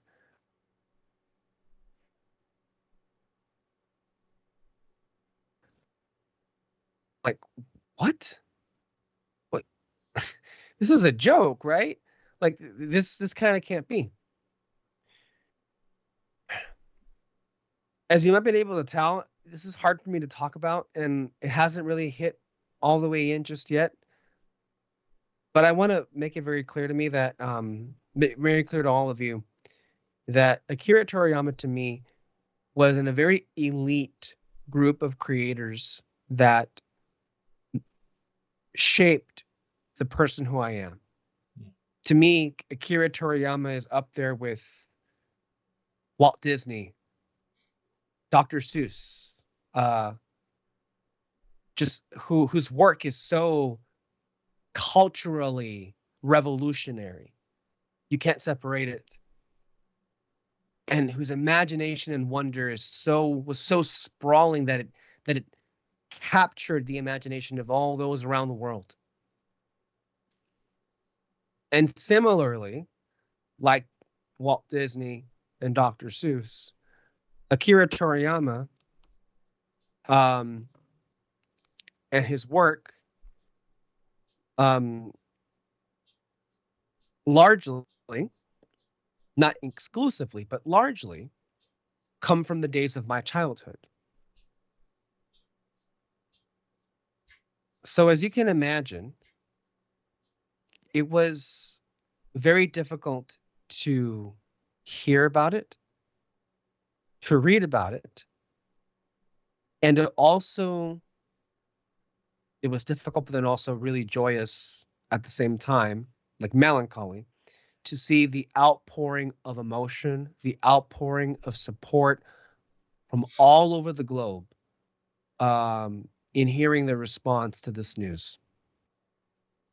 I didn't know this person. I never met him.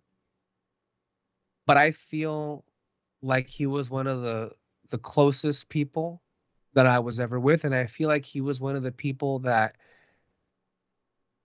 got me, that understood me, because of the world he created and because of the characters he created. And I know that a lot of the lessons that he got out through those characters and through his show have made me the person that I am today. And it makes me really sad because it felt like in one fell swoop, I lost somebody who helped me find out the kind of person that I am. So it's been difficult to process, and every time that I'm reminded that he's not here anymore, it kind of like sends shivers in my back. Um, it's really sad. Um, there's just no other way to say it, and it really did feel like, and to be fair, as I approach 30 years of age, not there yet, close to it, it be my life is beginning to feel more and more removed from my childhood. And hearing this news felt like another door being slammed in my face. And like, yeah, you can never go home again. You can never go back. And that was just like, it's like losing a dear friend. Mhm. It also did make me feel grateful that he and his work became such a big part of my life recently. Because as longtime viewers would know that I had not delved into his work, into that world since the mid 2000s. And so in the early 2020s, like in 2020, 2021, I went back and for the first time, I rewatched all of it, Dragon Ball Z, um, Dragon Ball Z Kai, and then Dragon Ball Super. And they created new memories and new characters, and it rekindled my love for it that I shared with a lot of my closest friends. One of my cousins, who I gave recently a painting portrait of the Kame House with Goku on the flying Nimbus flying overhead, Mhm. brought me closer to him. One of my, all of you, Julio and Eric, all of us had the same childhood in large part due to Akira Toriyama. I know you found it a little bit later, I want to say, but still, it was huge influence and a huge impact. And so much of the work and so much of the stories that we have today, all over the world, not just in Japan, come as a direct influence of Toriyama's work. Um, this was very gutting. And as I mentioned several times already, it is difficult to process this. David, your thoughts? Mhm.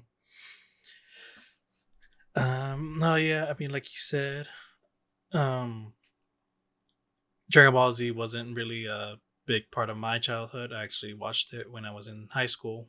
I was probably maybe a sophomore or junior, I can remember. But whenever I would tell people, yeah, I watched Dragon Ball for the first time, and they'll go like, "What the fuck happened to your childhood? Childhood, you know, like, like what did you do?"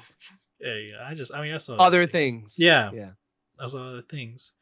But I mean, that right there tells you that of his influence for other people, like the fact that this was very memorable for them in their childhood and all that.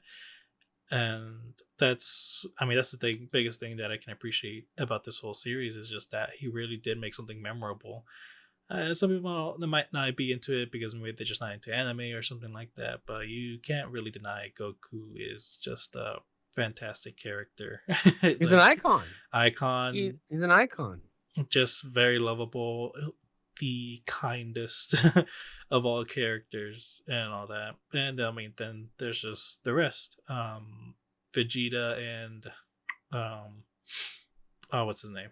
uh, Gohan, Piccolo, Piccolo. all of That's them. Yeah. it's Vegeta and Piccolo specifically, two Hmm. characters who started off as evil, but then grew to not only just love others and care about others, but really try to redeem themselves in some way. Even for Vegeta, just the moment where he knew he was doing a good thing at some point, but he knew there's nothing good on the other side happening for him and all that. But he still made that sacrifice, and just I love his turn, especially in Dragon Ball Super. Some people say his most iconic moment is when he admits to the fact that Goku is better than him, but it's like he still tries to persevere and like try to become better than him, and he does. That scene in Dragon Ball Superhero where he actually wins a fight against Goku. And literally everyone in my audience was just like, "No way, yes!" Like they were cheering. You know, it was fantastic. Um, and so yeah, and then yeah, Gohan, just the other side characters, Krillin, Master Roshi, just so many incredible characters that I'm pretty sure everyone else has been other people have been influenced by, especially with Goku. Many other enemies. I'm sure it's not a direct reference to Goku or anything like that, but a lot of great enemies. You just have the main characters who are just the kindest of kind, you know. Demon Slayer is one of them. And so yeah, it's a sad time, but holy shit, this man gonna be memorable for a very very long time. I'm really glad you pointed out. Um, Honestly, one of the biggest reasons, if not the biggest reason, why I find his work to be so impactful with me, and that would be in so much of what he communicated through his stories was just a simple mantra, and that is be kind. Mm. And being kind is apparently such a difficult thing for people to do. And we live in a world where people are capable of such terrible atrocities. He always got me with one, Goku just being best friends with anybody he met. And two, with the redemption arcs. I'm perusing some of the reactions that came out of that night. One of the reactions reads here: Piccolo and Vegeta, two of the best arcs of all time. Even these monsters can be men, good men. Mm. Which goes to show you the capacity that people can have to be kind. And I just remember, oh gosh, remember the first time watching Piccolo or Vegeta, and imagine being told where their stories would end, and like, what the fuck? Mm. Uh, I love the idea that he was able to spread those kind of ideas out into the world and provide people with hope that there always can be that hope, that capacity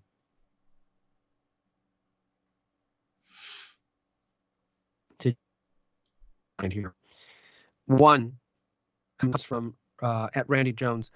Toriyama dying the same week as my dad is having me audibly sob. Dragon Ball was everything to my pops. I remember him ranting about Goku's foe's power level. Then we watched Super and Love Beerus. Toriyama, and for that I'll forever be grateful. Um, uh, this man created the show of my childhood, adulthood, and dreams. Can't begin to say, this is from Danny Fernandez, can't begin to say how much Dragon Ball and all the characters and stories it spun has affected both my career and storytelling.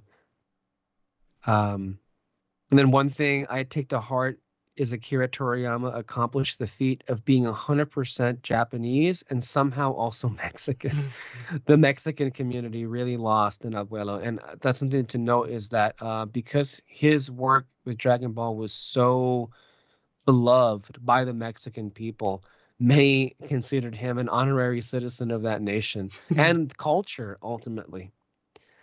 Um, Once in a blue moon, there comes an artist that redefines what art is.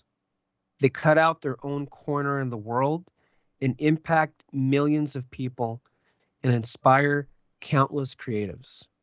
Their work becomes a defining moment for their respective art form. Akira Toriyama was one such artist. That's the level of giant that we're dealing with, people. You don't know his work. I'm very sorry that you don't, because the countless amount of people his work has touched is awe-inspiring, to say the least. And there were a lot of tributes, obviously, of Akira Toriyama flying off into other world, right? As it's called in there, and then other people just marveling at the strangeness of the story, right? Like, for example, one was referring to how great TV DBZ was for having the main character literally his in the first arc of the series, him just running around Snake Way for like 10,000 miles or something. Or the other one, the core concept behind Dragon Ball Z is the coolest thing that ever happened. You're following this magic monkey kid for years, and after almost 200 chapters, he suddenly learns that he is an alien, and the twist fundamentally changes the series so much that it needs a new name. That's why they changed it from Dragon Ball to Dragon Ball Z. God, imagine reading those mangas. Gosh.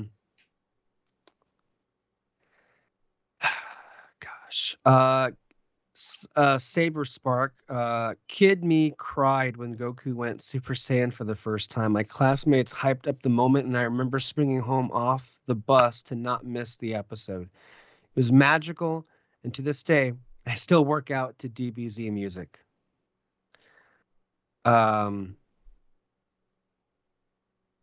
Goku has a heart of gold, but he's also just a great dude that loves to live in the moment. And then here's an interesting one. If Akira Toriyama doesn't exist and Dragon Ball doesn't become a massive commercial success, does anime still become mainstream worldwide? Does Toonami happen? Do US anime conventions blow up, influencing game and Comic Cons, which grow as well? Do we even know each other? Something interesting to ponder. This is how big this man was. And I love a lot of people were saying they were sending tributes like these. That's Toriyama's avatar, basically, for the Dragon Ball universe. And some people were saying, I'm sure King Kai is waiting for him at the end of Snake Way as we speak. Rest in peace, Akira Toriyama.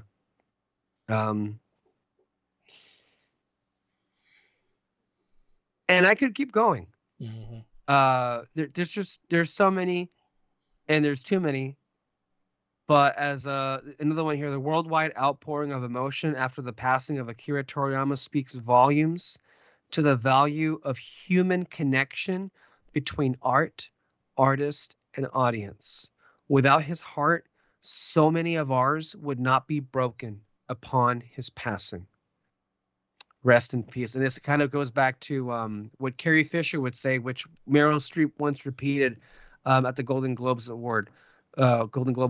Take your broken heart and turn it into art.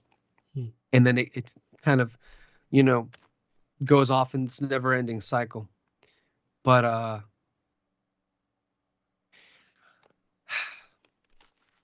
very heartbreaking news. And this was a man who was in the middle of more projects, and now we're Dragon Ball is not going to end. It's still going to keep going. Let's not pretend it's gonna go away. But now we're in the, can't believe I'm saying this, we're in the post Toriyama era, and how they pick up the pieces and go from here, I don't know. I don't know how you can do that, but it's just crazy to think that whatever future stories, and there will be future stories, they're not going to come from him anymore. Yeah. Any last thoughts on this, David? Nope. I'm good. Yeah, you're like, all right, Alexis, I want to go to sleep. Basically. Anyway, thank you all for tuning in here. Thank you just for continuing to listen to this podcast. In times like this, I'm reminded that I really do cherish the fact that I get to come on here week after week and get to let a lot of this out. If it wasn't for this show and if it wasn't for the people I do this with, I don't know where any of these thoughts would go. But it definitely has been a wellness check, a mental health check that I've depended on for years and years. And for anyone that happens to actually listen to this or watch this for anything, for any entertainment purposes, well, I marvel at your patience. I really do. But I'm just happy to be able to be here and talk to you guys about movies and stories and art. Because honestly, what the fuck else would we talk about at this point? So thank you all for tuning in. Thank you, David, especially for committing week in and week out to making this a reality, not just with the audio, but then also with the video and all the editing that you do, not just with this show, but then also all the other shows that you've done. I really do hope you understand how appreciated you are, my friend. You have become the backbone of this particular podcast. That being said, don't think I haven't noticed what you're doing. Don't think I didn't hear what you and Peter were getting up to last week when you started off your section of Dune after I left. I'm on to you, and I'm not going to be Kyle Lyrud. I'll tell you that right now. Either this show continues with me or it'll go down in flames, and that'll be the end of it. That's for sure. Anyway, thank you so much for your time. Thank you all for listening. Stay under our spotlight, and we will see you next time, guys. Bye-bye. Bye.